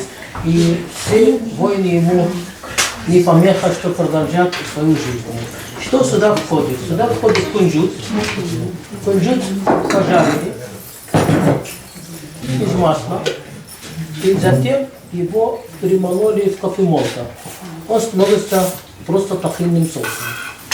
Туда добавляется в миксер варменый нут,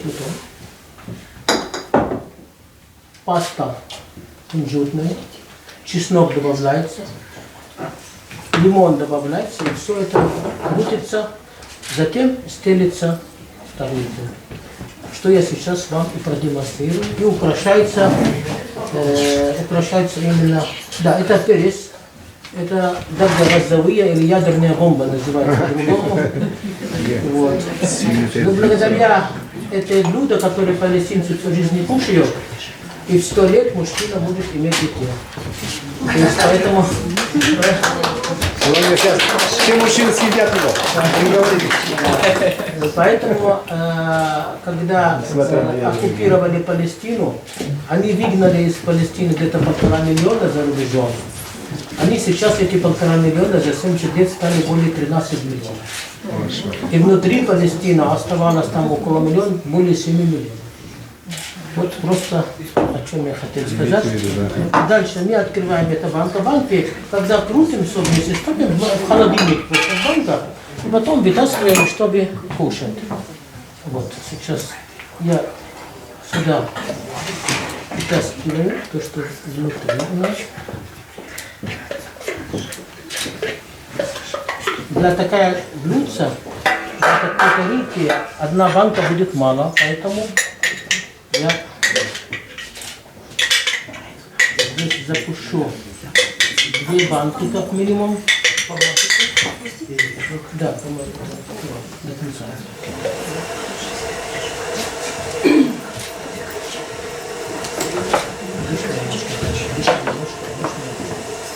Нет, не хочу.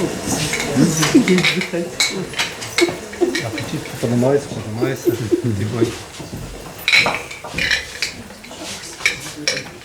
Очень красиво обычно подается это блюдо. И что удивительно, его кушают не ложками, не вилками, а хлебом. За этой целью мы сегодня заказали по заказу арабского хлеба. Я его привез горячим сюда. Ну, конечно, он сейчас остыл.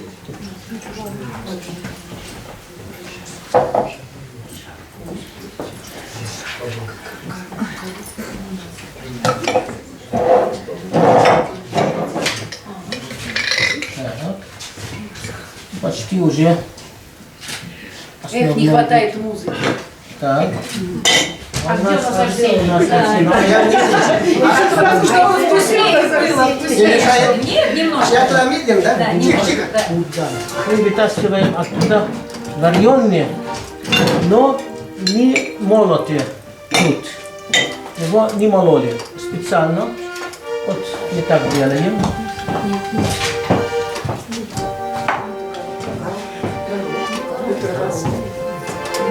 Но это нут, это не обычный горох. Обычный горох, у него совсем другой вкус и совсем другой пользу. А нут это...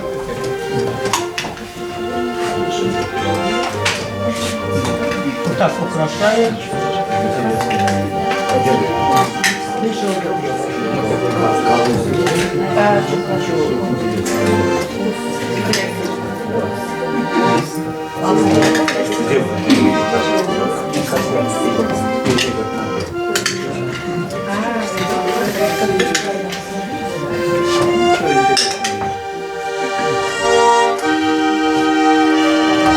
Из него, кстати, делаются котлеты, называются фалафель, из этого винута. И я на протяжении почти 40 лет в России, когда заходят русские в кафе арабские, кушают фалафель, мне очень нравятся эти котлеты. И всегда говорят, а это мясо, или баранина, но никогда никто не догадывается, что это нут. Здесь мы частично положили отсюда ядерная бомба вместе с чесноком, вместе с лимоном. Здесь 2,5 лимона. Вот. И мы сейчас сюда положим вот так.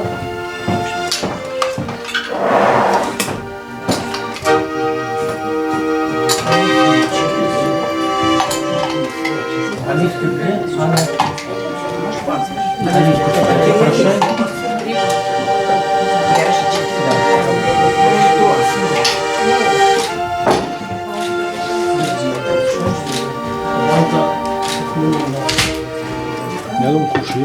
Значит, я предлагаю первому, кто будет пробовать здесь, хозяйка. Заказать желание. Светлана Александровна, я прошу сюда. Я боюсь. 10 минут будем ждать. Я вам покажу. Вот так сделаем. И подождите.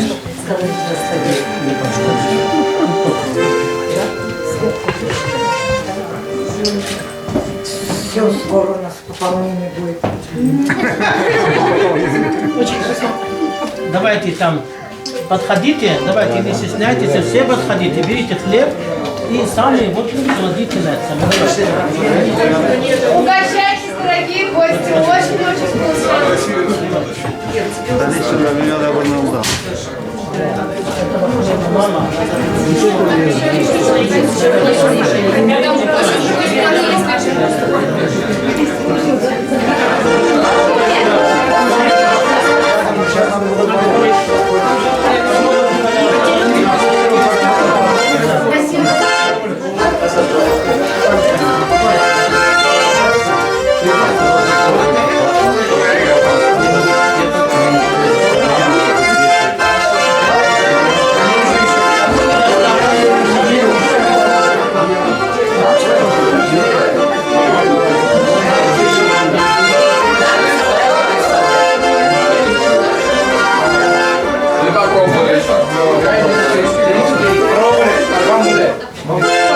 Значит, вот эта Марамия, это святая земля Палестина.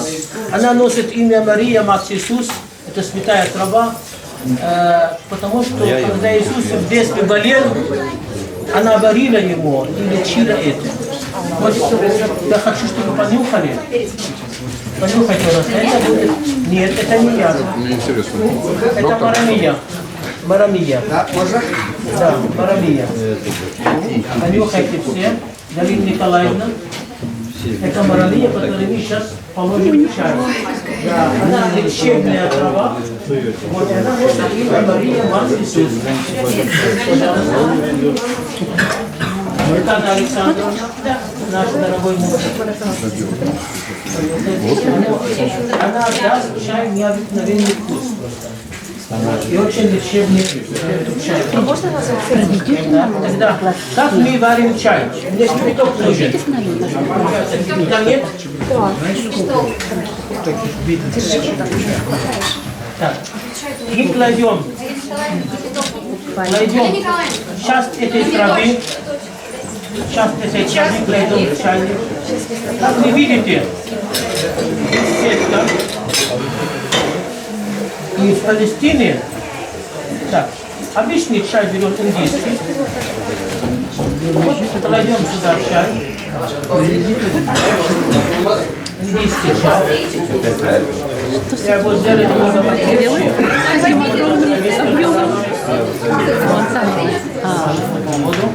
кипяток добавляем.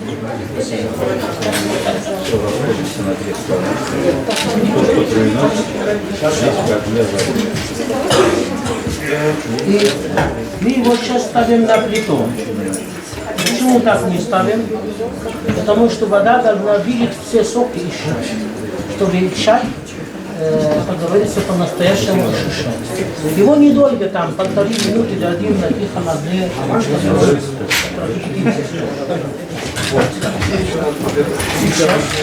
А плита, которую включить, можно его, знаете, еще с чем? Это очень важно для тех, кто поют, для голоса. Есть анисовый чай. Да, вот анис. Это настоящий анисовый зерна.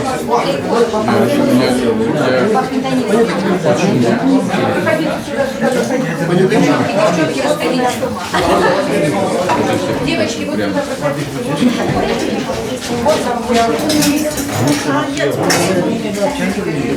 все понюхали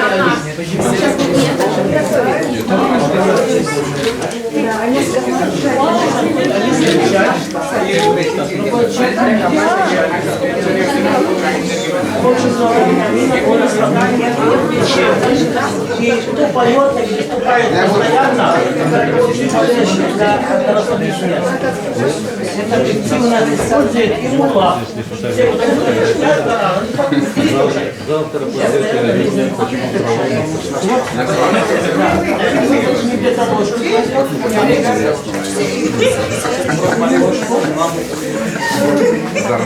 И чай.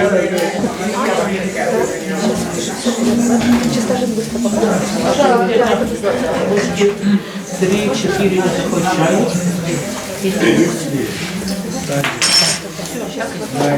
И как вы видите, здесь Аллах, Мухаммад и зеленый.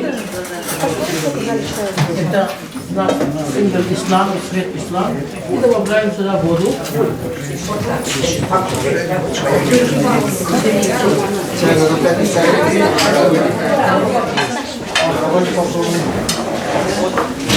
Сверху кладется лимон.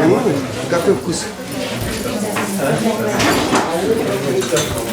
Украшается оливками.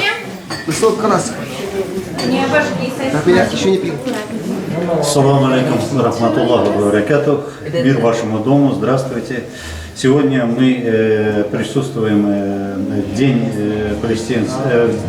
на празднике День палестинской культуры в Чувашской республике. Праздник очень интересный. Сначала был просмотр картин, потом посмотрели, как готовятся палестинские блюда. Ну, вот сейчас собираемся на концерт. Сейчас посмотрим концертные программы палестинцев и других национальностей. Неделю назад был наш День татарской культуры в этом здании. Здание очень удался, очень теплые, очень хорошие работники здесь работают. Я им очень благодарен. Надеюсь, доктор Басам тоже останется благодарным. Ну, всем советую посещать вот этот дом культуры. Доктор Басам Фатхи, алхамдулилля, шикер, алхамдулилля, я имею честь знакомиться с таким влиятельным, с таким талантливым человеком, который всю жизнь просветил и творчеству, и искусству, и религии, и, как сказать, международные отношения, чтобы уладить между религиями и между конфессиями. Я очень рад, что могу выступить перед вами.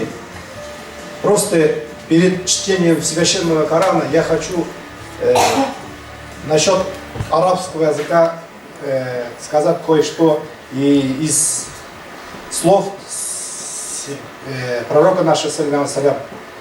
Он сказал, арабский язык, у него спросили, в чем преимущество, в чем перед другими языками, в чем преимущество арабского языка. Пророк саллаллаху алейхи ва саллям сказал, на этом языке ниспослан Коран, великий Коран, и на этом языке говорю я, говорит, Пейгамбар саллаллаху алейхи ва саллям говорит, наш пророк саллаллаху алейхи ва саллям. И на этом языке будем говорить и в раю. Вот сами подумайте, сами дайте себе анализ. Надо всем постараться, это я имею в виду мусульманам, на этом языке у нас Коран, мы должны постараться научиться арабскому языку и владеть с арабским языком, и чтобы и в джаннете, чтобы и там могли свободно на арабском говорить и оставаться в джаннете, это в раю. Спасибо огромное. Я хочу словами Всевышнего с первой суры из священного Корана, это у нас Фатиха, это значит подходит также имени нашего сегодняшнего уважаемого доктора Басама Фатих. Фатих это значит говорит, это открывающий, это как ключ нашему Корану. И я думаю, он открывает двери мира между народами всего и мусульманского мира, и христианского, и всего мира. Я думаю, пусть его имя совпадают с его словами и со словами деяниями.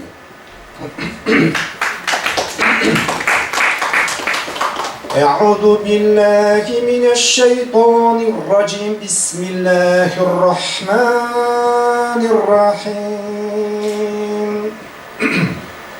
الحمد لله رب العالمين الرحمن الرحيم مالك يوم الدين إياك نعبد وإياك نستعين اهدنا الصراط المستقيم صراط الذين أنعمت عليهم غير المغضوب عليهم ولا الضالين صدق الله العظيم سبحان ربك رب العزة عما يصفون وسلام على المرسلين والحمد لله رب العالمين إلهي أمين الحمد لله رب العالمين والصلاة والسلام على رسولنا محمد وعلى آله وأصحابه أجمعين ربنا آتنا في الدنيا حسنة وفي الآخرة حسنة وقنا عذاب النار ربنا اغفر لي ولوالدي وللمؤمنين يوم يقوم الحساب آمين الله أكبر спасибо огромное وعليكم السلام.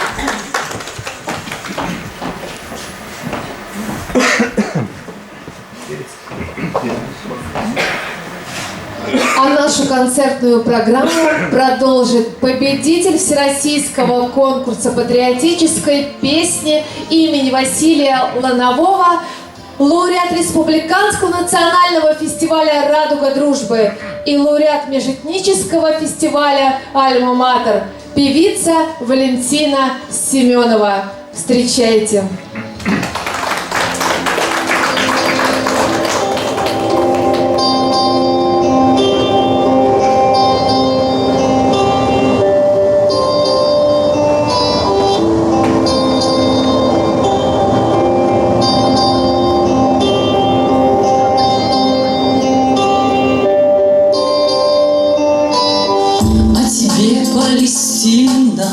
Эти картины о тебе, Палестина, они говорят, эти горы, равнины, города и оливы, о священной земле, о священных садах. Солнце светит над нашей планетой, мы все ведь дети одной земли. Палестина, эти картины поют о тебе и о любви. Священна земля, священны сады, под этим солнцем будешь свободна ты.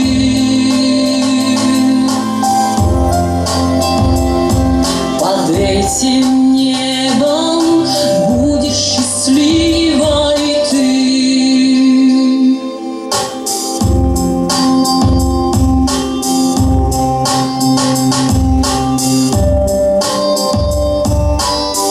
И мечеть Аляса защищает тебя, снегом белым невинным покрыта она. Вестник новой жизни, Палестина тебе, быть свободной, счастливой, прекрасной вдвойне. Солнце светит на нашей планете, мы все ведь дети родной земли.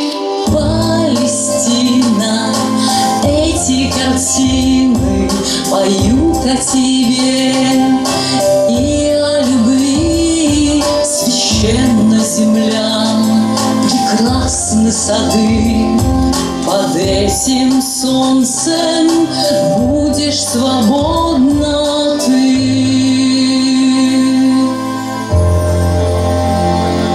Под этим небом будешь счастливой ты.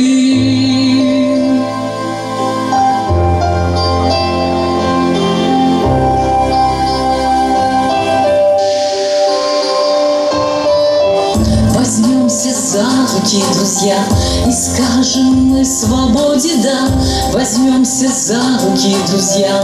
Любви, свободе скажем да, возьмемся за руки, друзья. И скажем мы свободе да.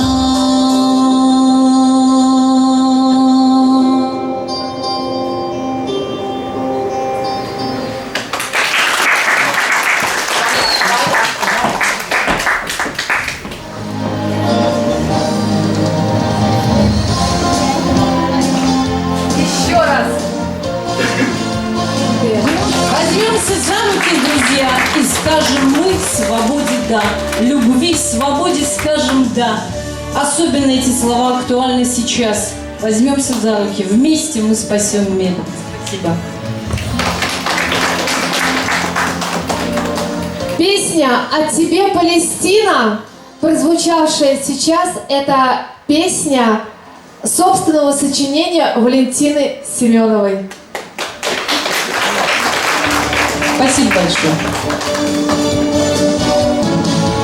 А на сцену приглашаем певца, лауреата первой степени международного вокально-хорового конкурса имени Лукина, обладателя редкого мужского тембра голоса как тенор, Шихадех Сухаиба, государство Палестина.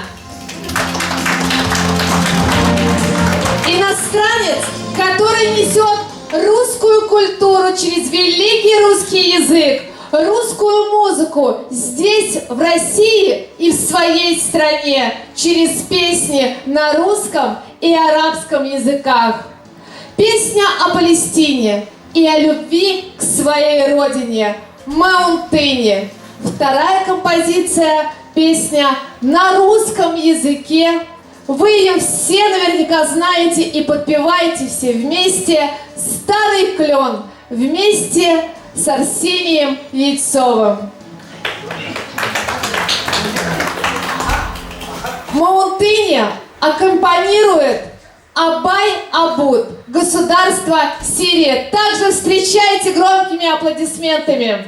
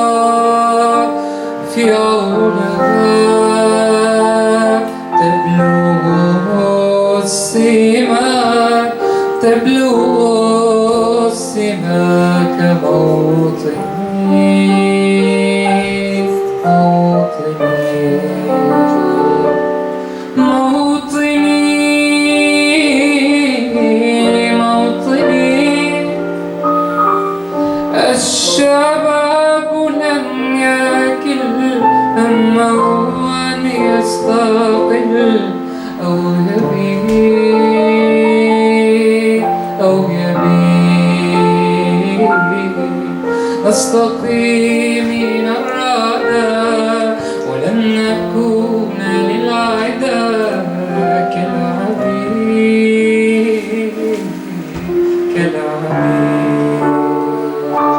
لا نريد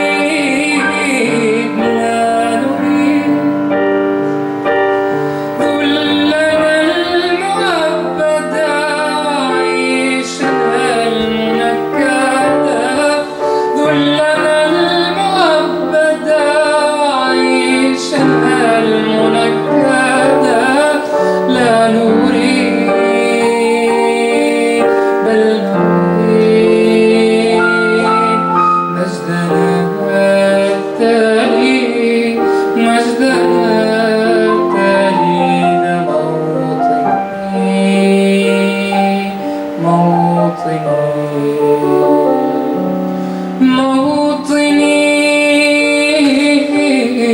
موطني الحسام واليارى لا الكلام والنزاع رمزنا مجدنا وعهدنا واجب إلى الوفاء يوزنا عزنا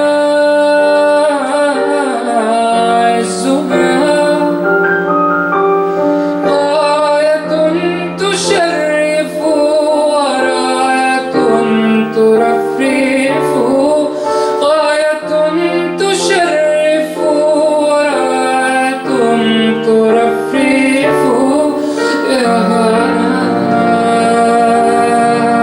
في علا قاهرا عيدا قاهرا عيدا كموطني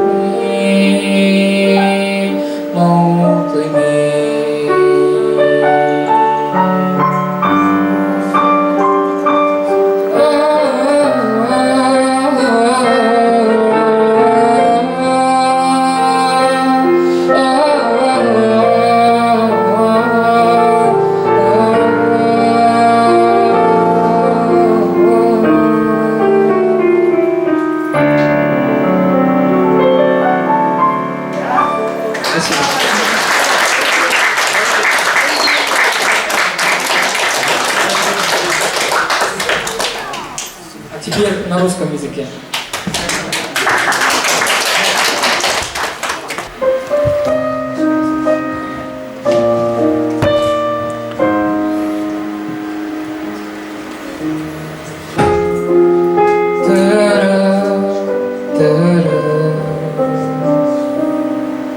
Возьми меня, люби меня, украй той пеленой, что мы с тобой создали вдвоем. Возьми меня, люби меня, украй той пеленой, что мы с тобой создали вдвоем. Возьми меня, люби меня, укрой той пеленой, что мы с тобой создали вдвоем.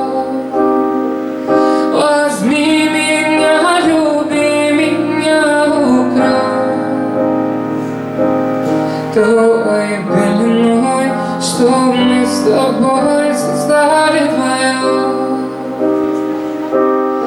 Помню той ночи, закрыла твои очи бабушки на дверь и лестничный проем.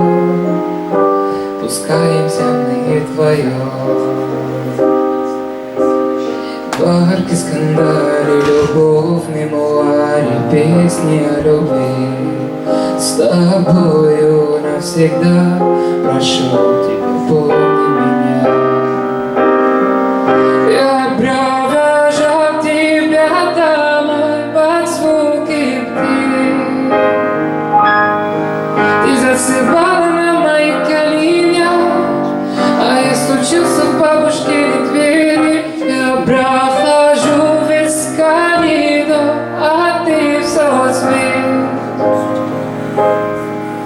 вставай, малыша, не говори.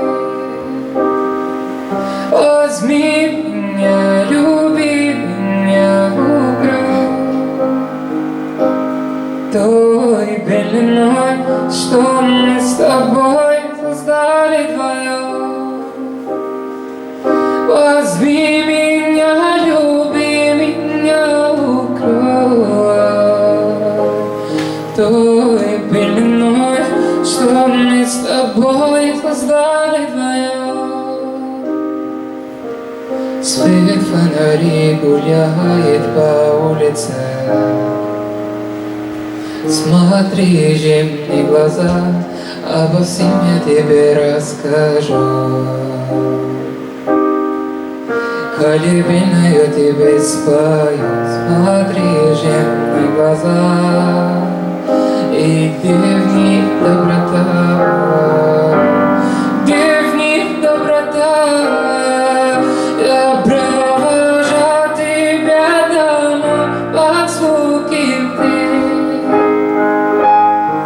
ты засыпала на моих коленях, а я стучился в бабушкины двери. Я провожу весь коридор, а ты все спишь. И вставай, малыша, ты мне говори.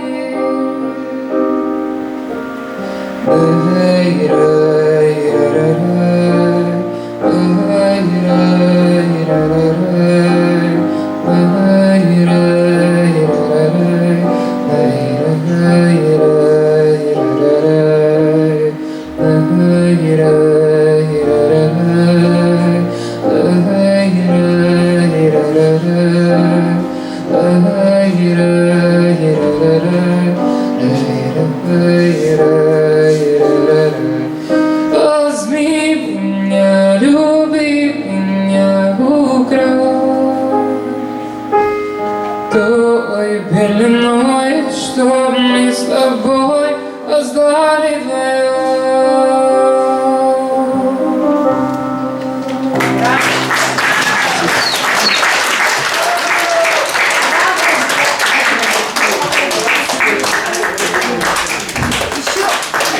Мне кажется, эту песню все знаете, «Старый клен».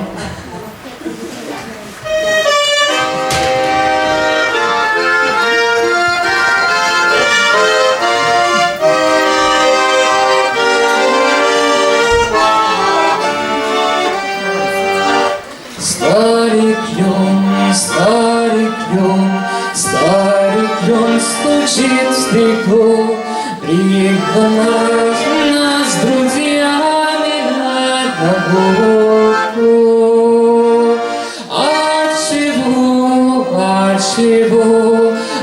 Отчего не так светло?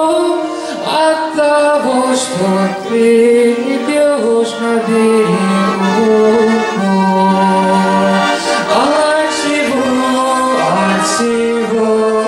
Отчего не так светло? От того, что ты идешь на берегу. Снегопад, снегопад, снегопад давно прошел, словно в гости к нам я вдруг свернулась.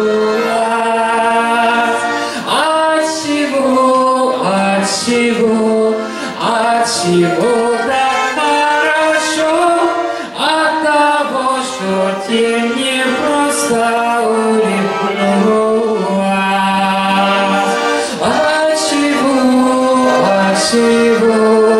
Отчего так хорошо? От того, что тень не просто улыбнулась.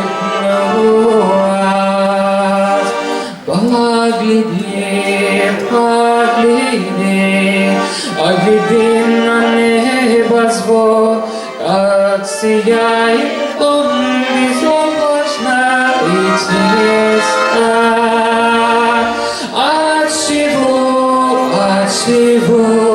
Отчего гармон поет? От того, что гармониста.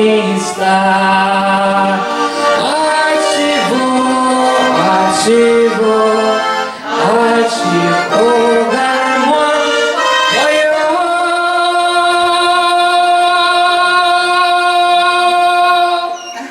От того, кто-то любит гармониста.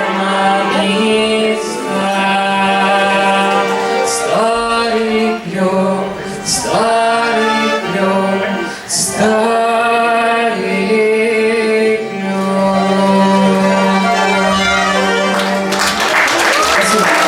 Громкие аплодисменты Шикадексу Фаик, Арсений Яйцов и великолепный аккомпаниатор Абуд Абай.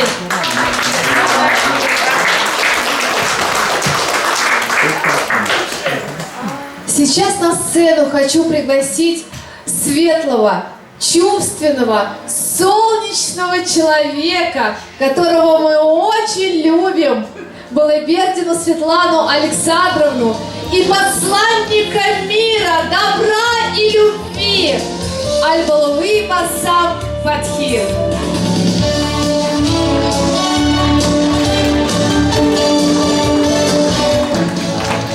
Дорогие друзья, уважаемый доктор Басам, вы знаете, сегодня мы здесь с вами находимся в такой доброй, теплой, семейной обстановке. Разные народы. Но заметьте, насколько нам приятно быть друг с другом. Как сегодня проходит тепло и торжественно по-своему наша встреча. Доктор Басам, спасибо огромное вам, вашей команде за подаренный сегодняшний день. И разрешите вручить благодарственное письмо главы администрации города Чебоксары, уважаемому доктору Басам. Выражаем вам искреннюю признательность за много... Так, ну вот очки, да. Убежден, что ваша плодотворная деятельность будет способствовать укреплению гражданского мира и общественного согласия, гармонизации межконфессиональных отношений. Ваш высокий профессионализм, активное участие в жизни города формируют бережное отношение к самобытным традициям. Примите искренние пожелания здоровья, счастья, успехов в достижении намеченных целей. Денис Владимирович Спирин, спасибо вам огромное. Мы очень рады знакомству и надеемся на долгие годы совместного сотрудничества.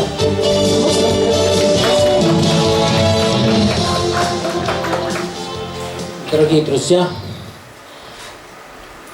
я очень благодарен тому, что и глава администрации города Чебоксары помогает нам делать мир лучше, способствует таким образом, чтобы миссия самого светлого, самого доброго, самого прекрасного палестинца в истории человечества Иисус Христос, миссия мира, любви, радости продолжается на земле. У палестинцев другая миссия нет. Только распространить мир, любви, укреплять дружбе, независимо от того, настолько им больно. Но они живут по принципу, если тебе очень больно, обидно, очень горько, обидно и больно, это не повод кому-то сделать больно или кого-то обидеть. Поэтому мы будем продолжать, независимо ни от чего, поддержать мир на основе справедливости. И для нас никогда не было и не будет, и не бывает чужая беда. Любая беда заденет в сердцах всего палестинского народа. Мы хотим, чтобы во всем мире был мир. Мы хотим, чтобы ни одна мать не плакала по своему ребенку. Ни один ребенок не потерял ни мать, ни отца. И ни один человек не чувствовал себя угнетенным. Нам нужно всегда бороться за мир, бороться за справедливость и быть едины вместе, чтобы никогда не показалось кому-то, что можно заставить нас подчиняться злу. Зло должен проиграть перед добром. Другого быть и не может. Бог есть справедливость, и Бог любит справедливость. И мы также верим в Бога и хотим, чтобы справедливость распространилась повсюду. Большое вам спасибо.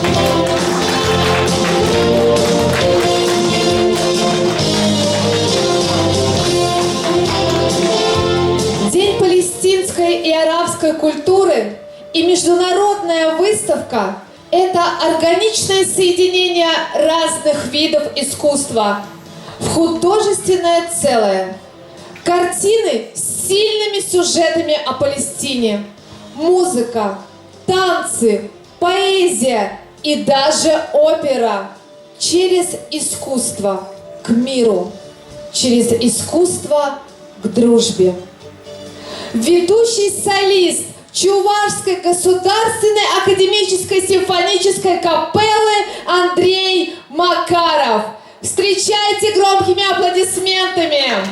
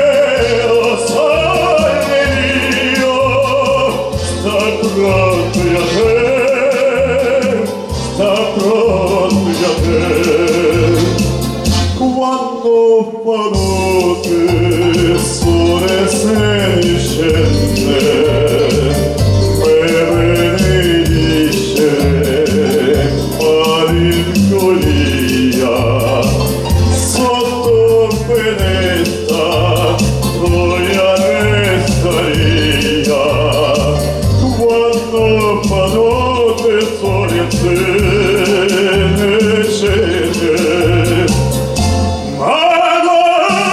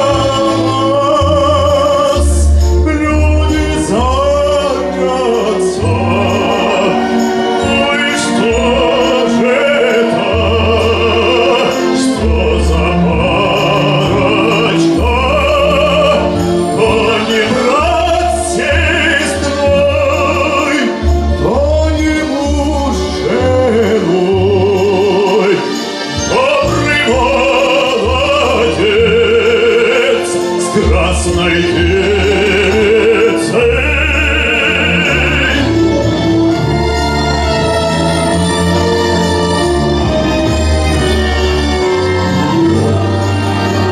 Добрый молодец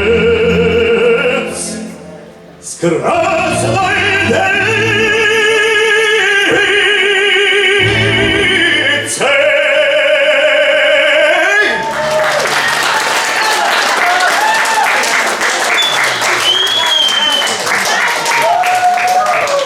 Спасибо.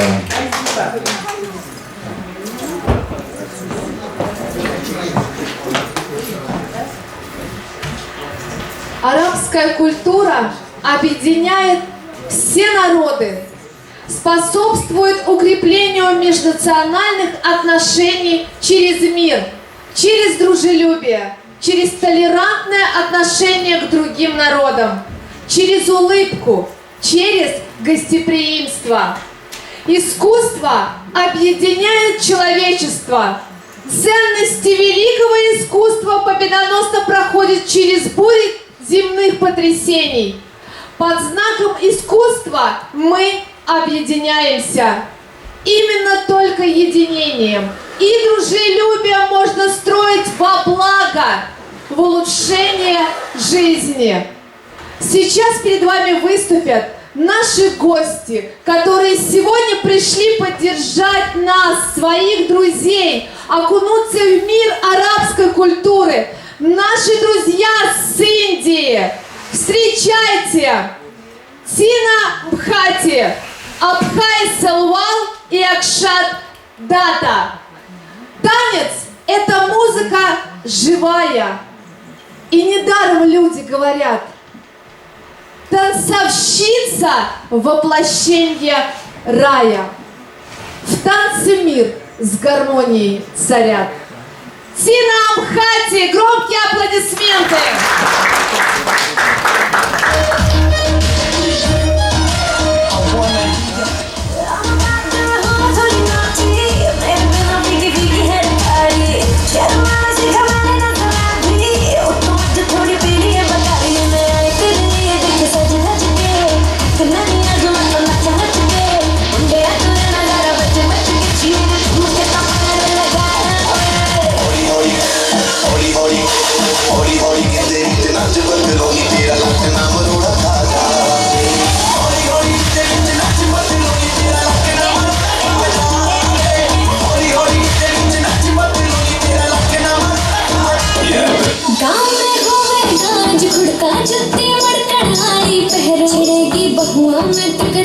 जब मैं हवा की दरिया लहरूं, सोने की गुट्ठी गले में हार डालूंगी, बावन गज का दामन पैर में टच चलूंगी, बावन गज का दामन पैर में टच चलूंगी।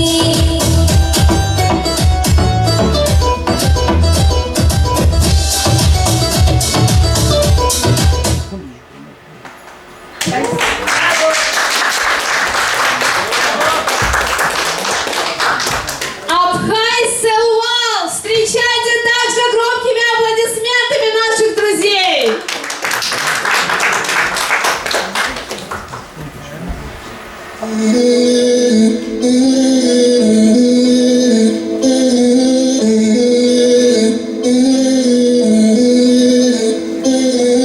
अपनावा मजबूरी नू आना जान दी मजूरी नू जहर बने हाँ तेरी पी जावा मैं पूरी नू आना सी ओ नहीं आया दिल बाग बाग मेरा टकराया कागा बोल के दस जावे पावा क्यों दी चोरी नू रावाच बावाच ओनू लुका मा कोई मैनू ना रोके मेरी धूल जुदाइया दी कि बेखबर कि वे हो गए आ जावे दिल तेरा पूरा भी ना हो गए हाँ बढ़िया जुदाइया दी गल बात कि वे हो गए आ जावे दिल तेरा पूरा भी ना हो गए।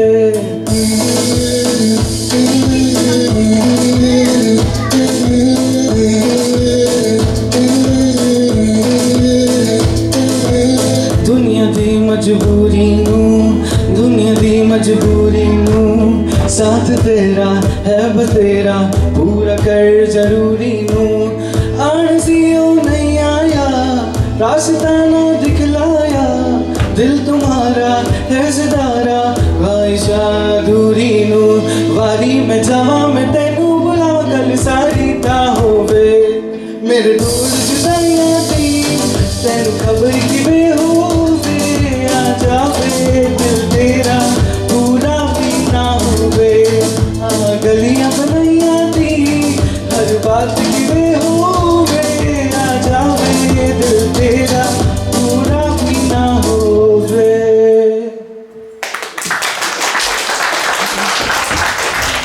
Спасибо! Еще громче, громче, громче, громче! Акшат Татар!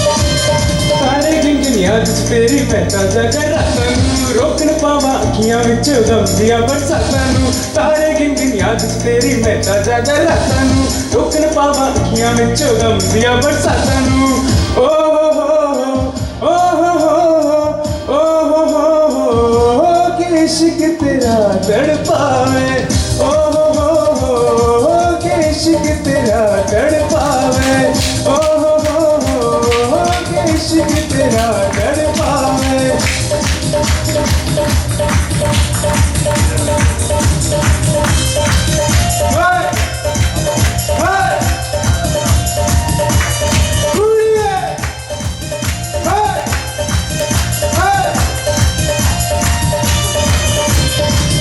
मैनू तेरे बिंदा हर पल ये तन्हाई दा दस मैनू नागिन वांगू मौसम तेरी जुदाई दा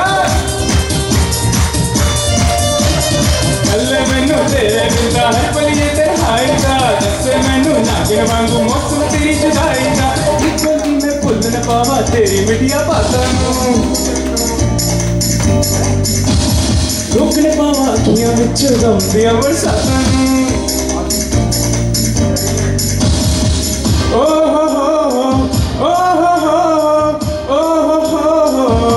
के इश्क तेरा तड़पावे ओ के इश्क तेरा तड़पावे ओ के इश्क तेरा तड़पावे ओ के इश्क तेरा तड़पावे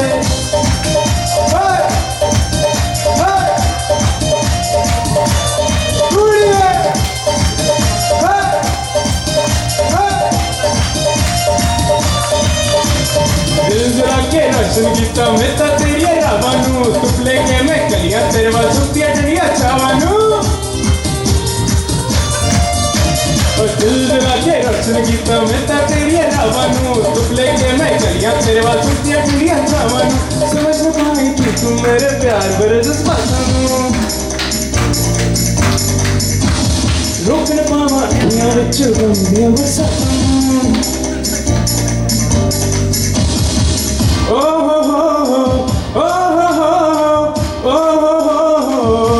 के इश्क तेरा तड़पावे के इश्क तेरा तड़पावे के इश्क तेरा तड़पावे के इश्क तेरा तड़पावे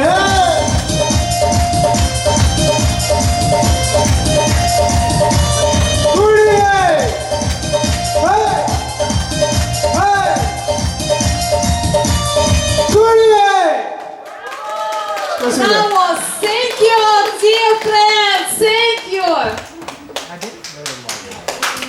Very much. Good job.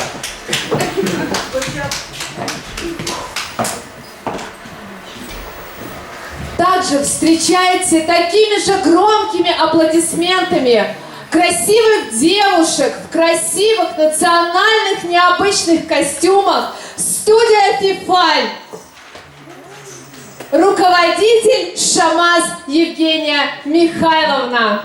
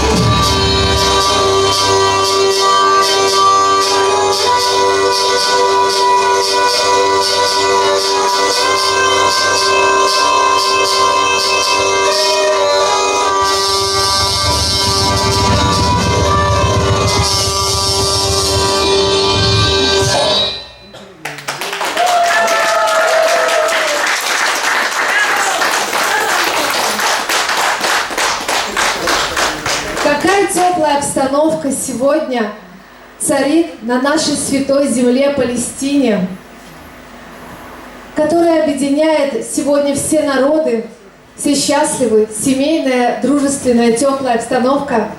Приглашаем лауреата международных, всероссийских, республиканских конкурсов в Сочи, дипломанта 21-х молодежных дельфийских игр России в городе Красноярск, руководитель Малькова Ирина Сергеевна, Евгений Мальков со стихотворением «Ветка Палестины». Аккомпанирует Абай Абуд. Государство Сирия. Встречайте.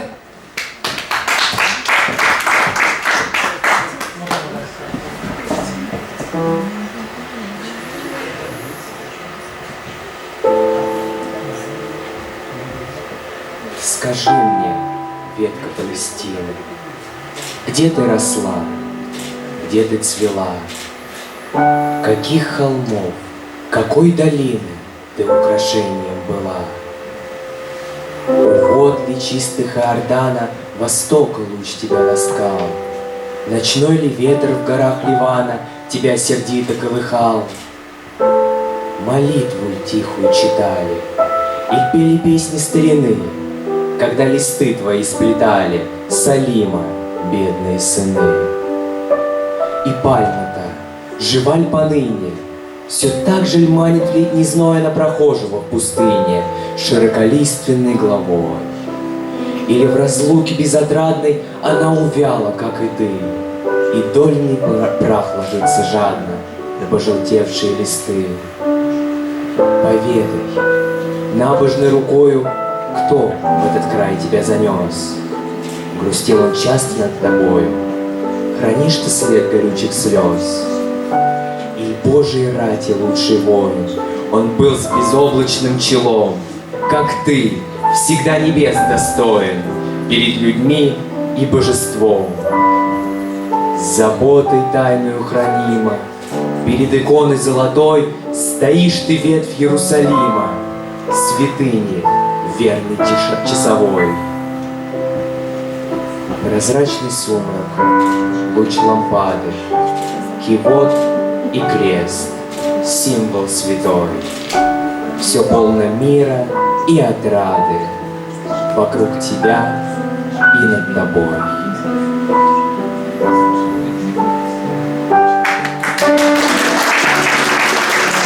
Спасибо.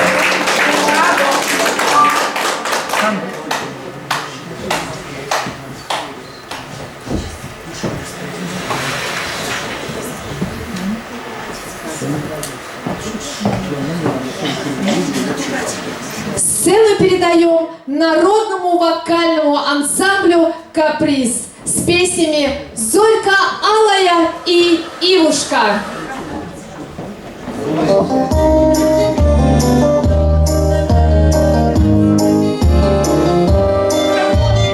Ой, цветет калина в поле у ручья, парня молодого полюбила я, парня полюбила на свою беду. Ой, не могу открыться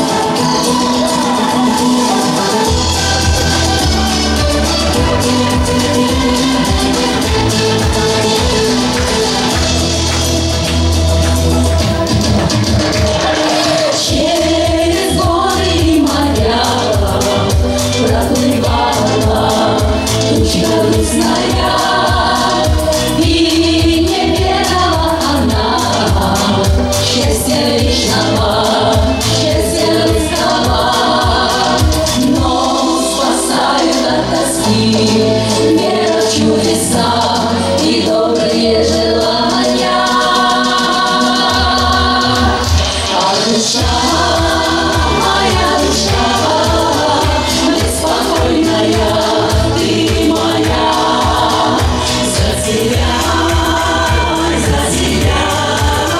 вся моя любовь стоит стеной. А душа, моя душа, беспокойная, ты моя, за тебя, вся моя любовь стоит стеной. Расскажу о том весне, лету расскажу, осени, зиме. Буду верной одному, только лишь тебе, сердцу своему. И спасаю от тоски, вера в чудеса и добрые желания.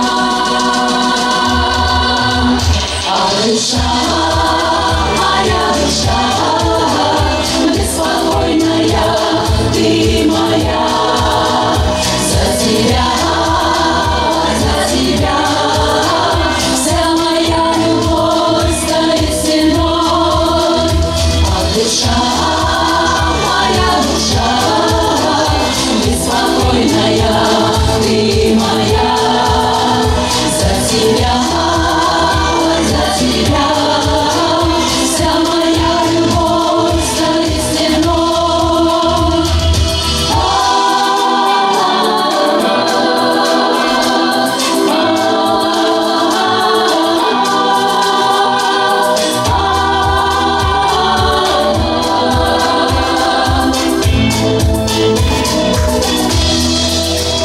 А душа, моя душа, беспокойная, ты моя, за тебя, вся моя любовь стоит стеной. А душа, моя душа, беспокойная, ты моя, за тебя, вся моя любовь стоит стеной. Вся моя любовь стоит стеной.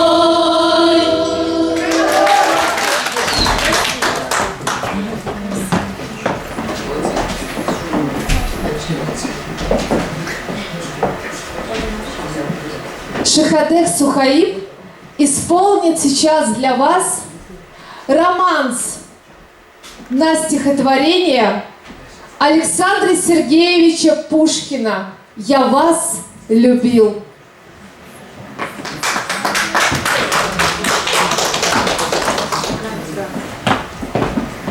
Я вас любил, любовь еще, быть может, в душе моей угасла не совсем, но пусть она вас больше не тревожит. Не хочу печалит вас ничем. Я вас любил безмолвно, безнадежно, то робостью, то ревностью томил.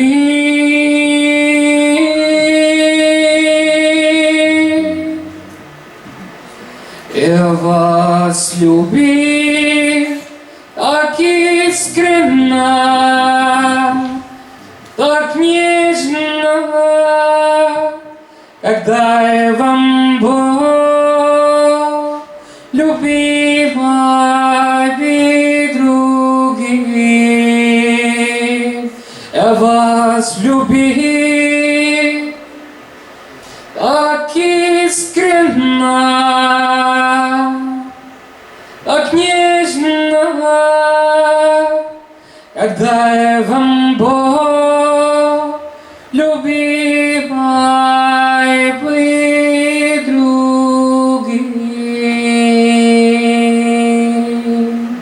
Браво!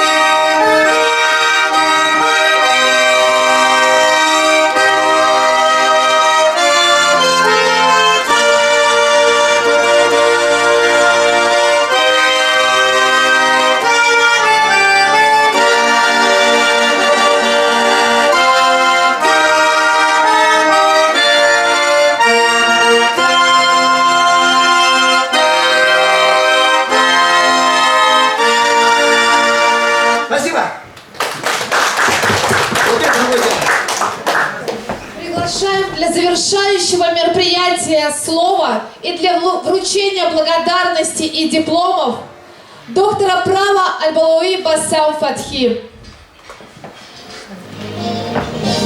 Дорогие друзья, я вам всем благодарен за то, что вы сегодня с нами. Особая благодарность хочу выразить директору ДК «Ровесника» Светлана Александровна и коллективу, который работает как белка в колесе, как пчелы, все делает красиво и все дружелюбно для того, чтобы такие вечера укрепляли дружбы на долгие годы. И именно такие вечера играют огромную роль, чтобы мы знали друг друга. Палестина вкратце это вот старик, дед несет свою родину с собой в изгнание, и на войне шел. И когда подходит его конец, он поручает своему ребенку или внуку дальше носить. Вы живете у себя здесь на родину, а палестинцы родина в них живет, потому что они не могут жить у себя. Очень вам благодарен за все. Прекрасный вечер дружбы. Думаю, не будет последний. И я хочу вас сейчас пригласить на то, чтобы дипломы вручать.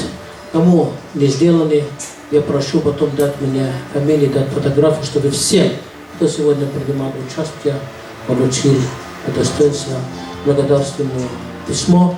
И еще в конце у нас сейчас будет круг дружбы. В конце общее фото на память, которое пойдет на следующее наше мероприятие уже на приглашение. Так, я приглашаю сюда Светлана Александровна, самая такая активная, подвижная, светлая, умница. Слов у меня нет. И вот история Палестина, картина Медхат Шакиров. Это в пещере из книги Асия Абдул-Хади «Любовь и хлеб». Когда прочтете, уже узнаете эту картину. С какой момент?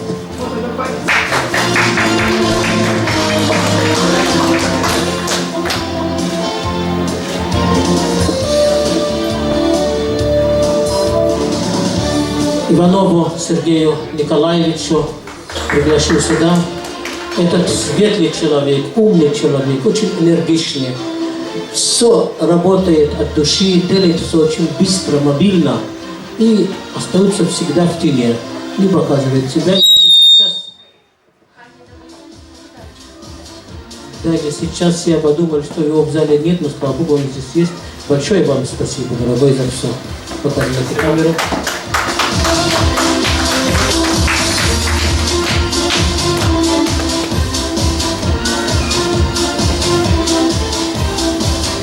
Прекрасная Галина Николаевна Балахинчевой, которую я давно знаю. Очень мобильная, активная, умная. Большой вклад ее в успех сегодняшнего мероприятия.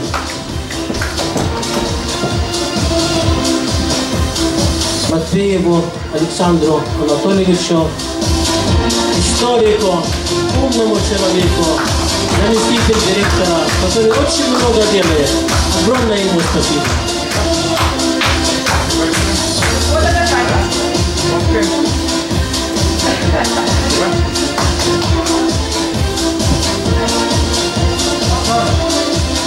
Ангелина Владимировна, прошу вас сюда. Федосеева Ангелина Владимировна, большое вам спасибо. Вот как сегодня, сколько она уже прыгала, бегала, фотографировала, а до этого сколько она работала. Молодец.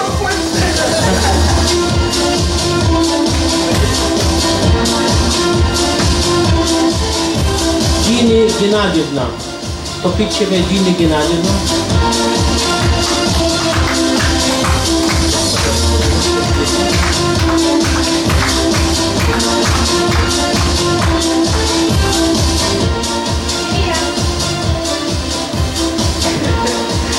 Николаю Петровичу Киркину.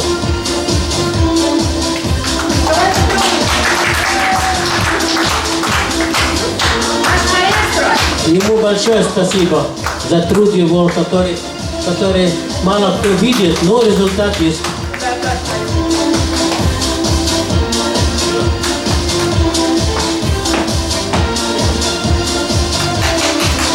Сучковой Зинаиде Николаевна.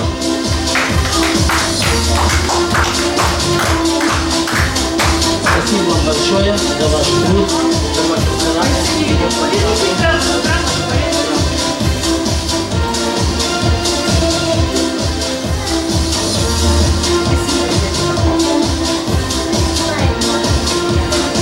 Ольги Николаевна. Карачевой, да? Карачевой?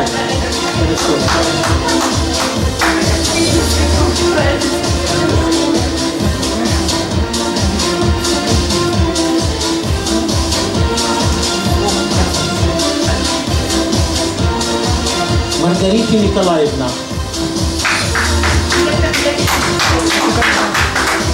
Маргарита Николаевна возглавляет объединенные библиотеки города Чебоксары.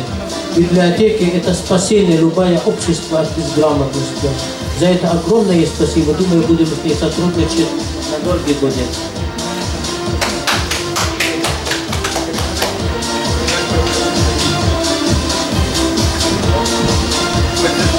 Марина Сергеевна Григорьевой.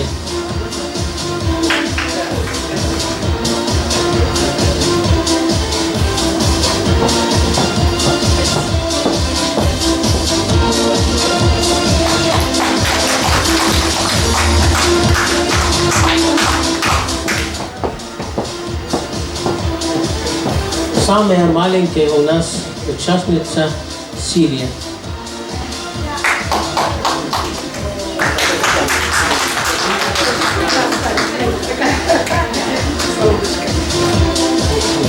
Она очень красиво стихи читала. Молодец.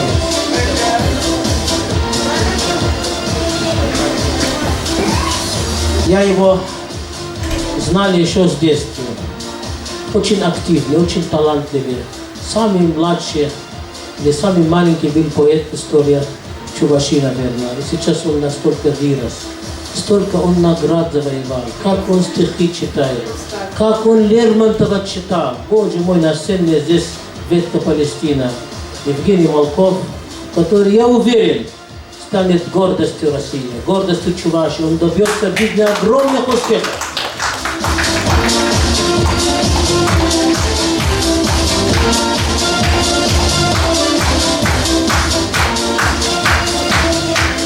Спасибо. Спасибо его бабушке Ирина Николаевна, которая столько в нем вкладывает, боже мой, я их знаю сколько лет.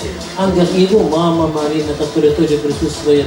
Но просто они показывают пример, как нужно воспитывать человека в жизни. Как его сделать, как сформировать, чтобы он был полезен для общества. И наш прекрасный голос, вокалист, это, я не знаю, я уверен, что он станет один из самых лучших певцов России и мира, Андрею Макарову. Приглашаю сюда.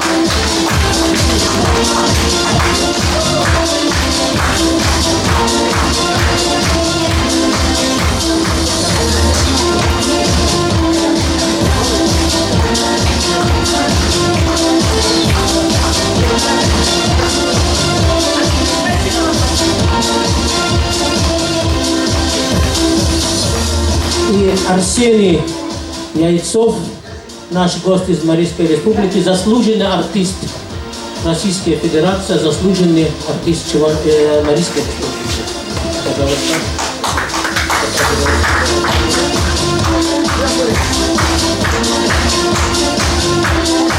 Всем спасибо.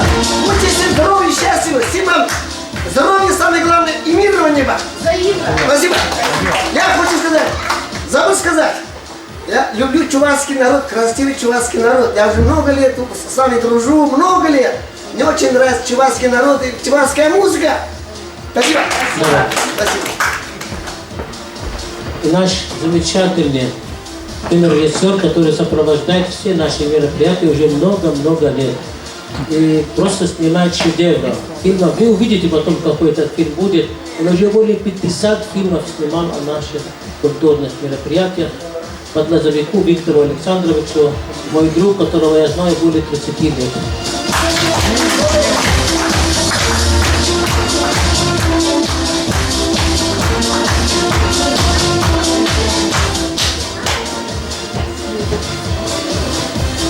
Ну, как вы оцениваете работу нашей ведущей? Ура!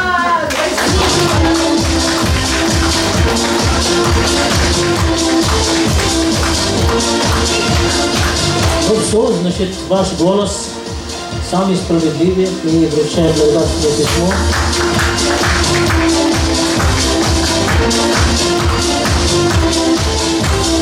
А для наших руководителей НКО, которые сегодня присутствовали, и наш дорогой муфти, мы попросим, чтобы они нам предоставили фотографии, правильно, как их называть, и обязательно достойно, торжественно вручим благодарственных писем.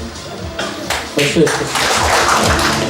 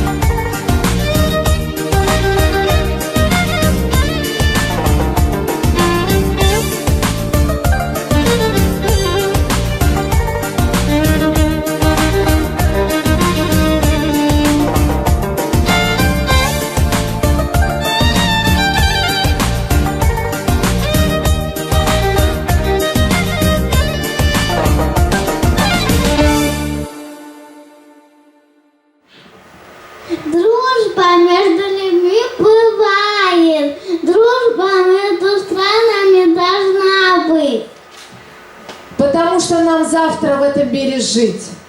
И чем крепче вы дружим и едины, тем лучше этот мир станет завтра. Мы одна семья на этой планете! Давайте соединим наши руки и сделаем большой круг дружбы. Для того, чтобы мир, дружба, любовь, согласие между людьми, принятие и взаимопонимание распространились на земле. Создадим единую, мощную, созидательную энергию и запустим ее в мир. Приглашаем всех на сцену для круга дружбы под песню «Жить».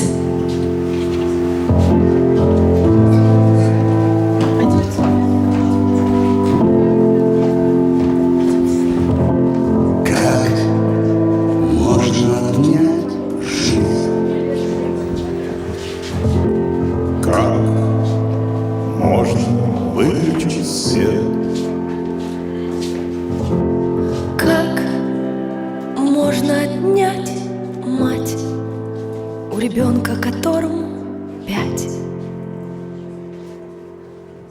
лет?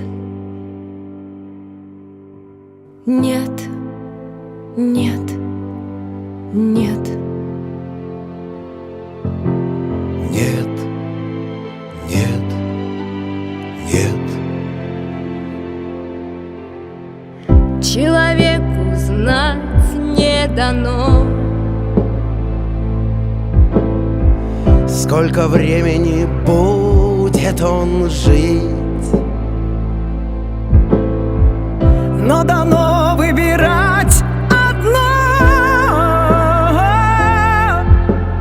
Как ему с этим временем быть? Жить.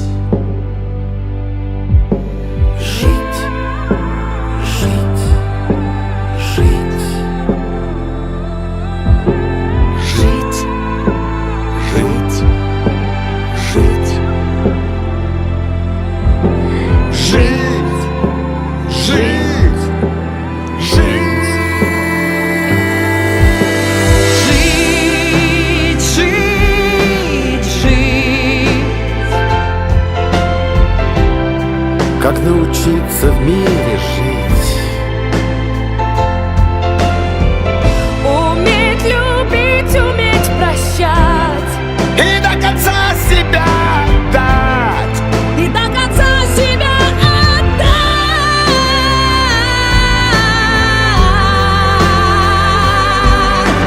Жить, жить, жить. Как научиться просто жить с людьми родными рядом быть, Вместе мечтать, вместе любить и каждым мигом своим дорожить. Как можно простить врагу? Как не перейти черту? Как слезы сдержать в груди, видеть рассвет впереди? надеяться и верить.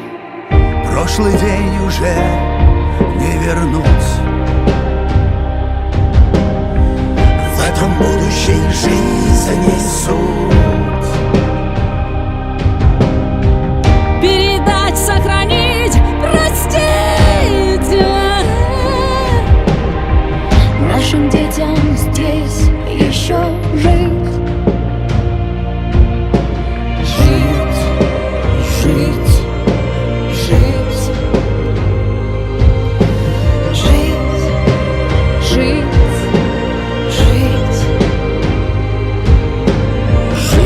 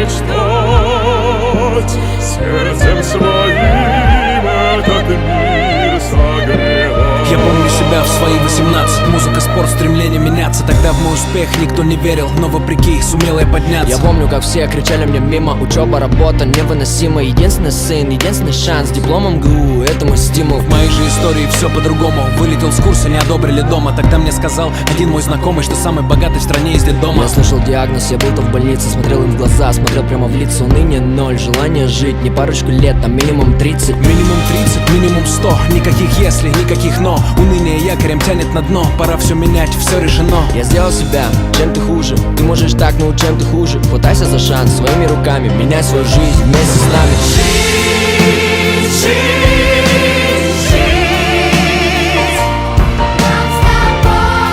Как научиться просто жить? Нам с тобой не воевать, не убивать, а человеком просто стать, а человеком просто стать.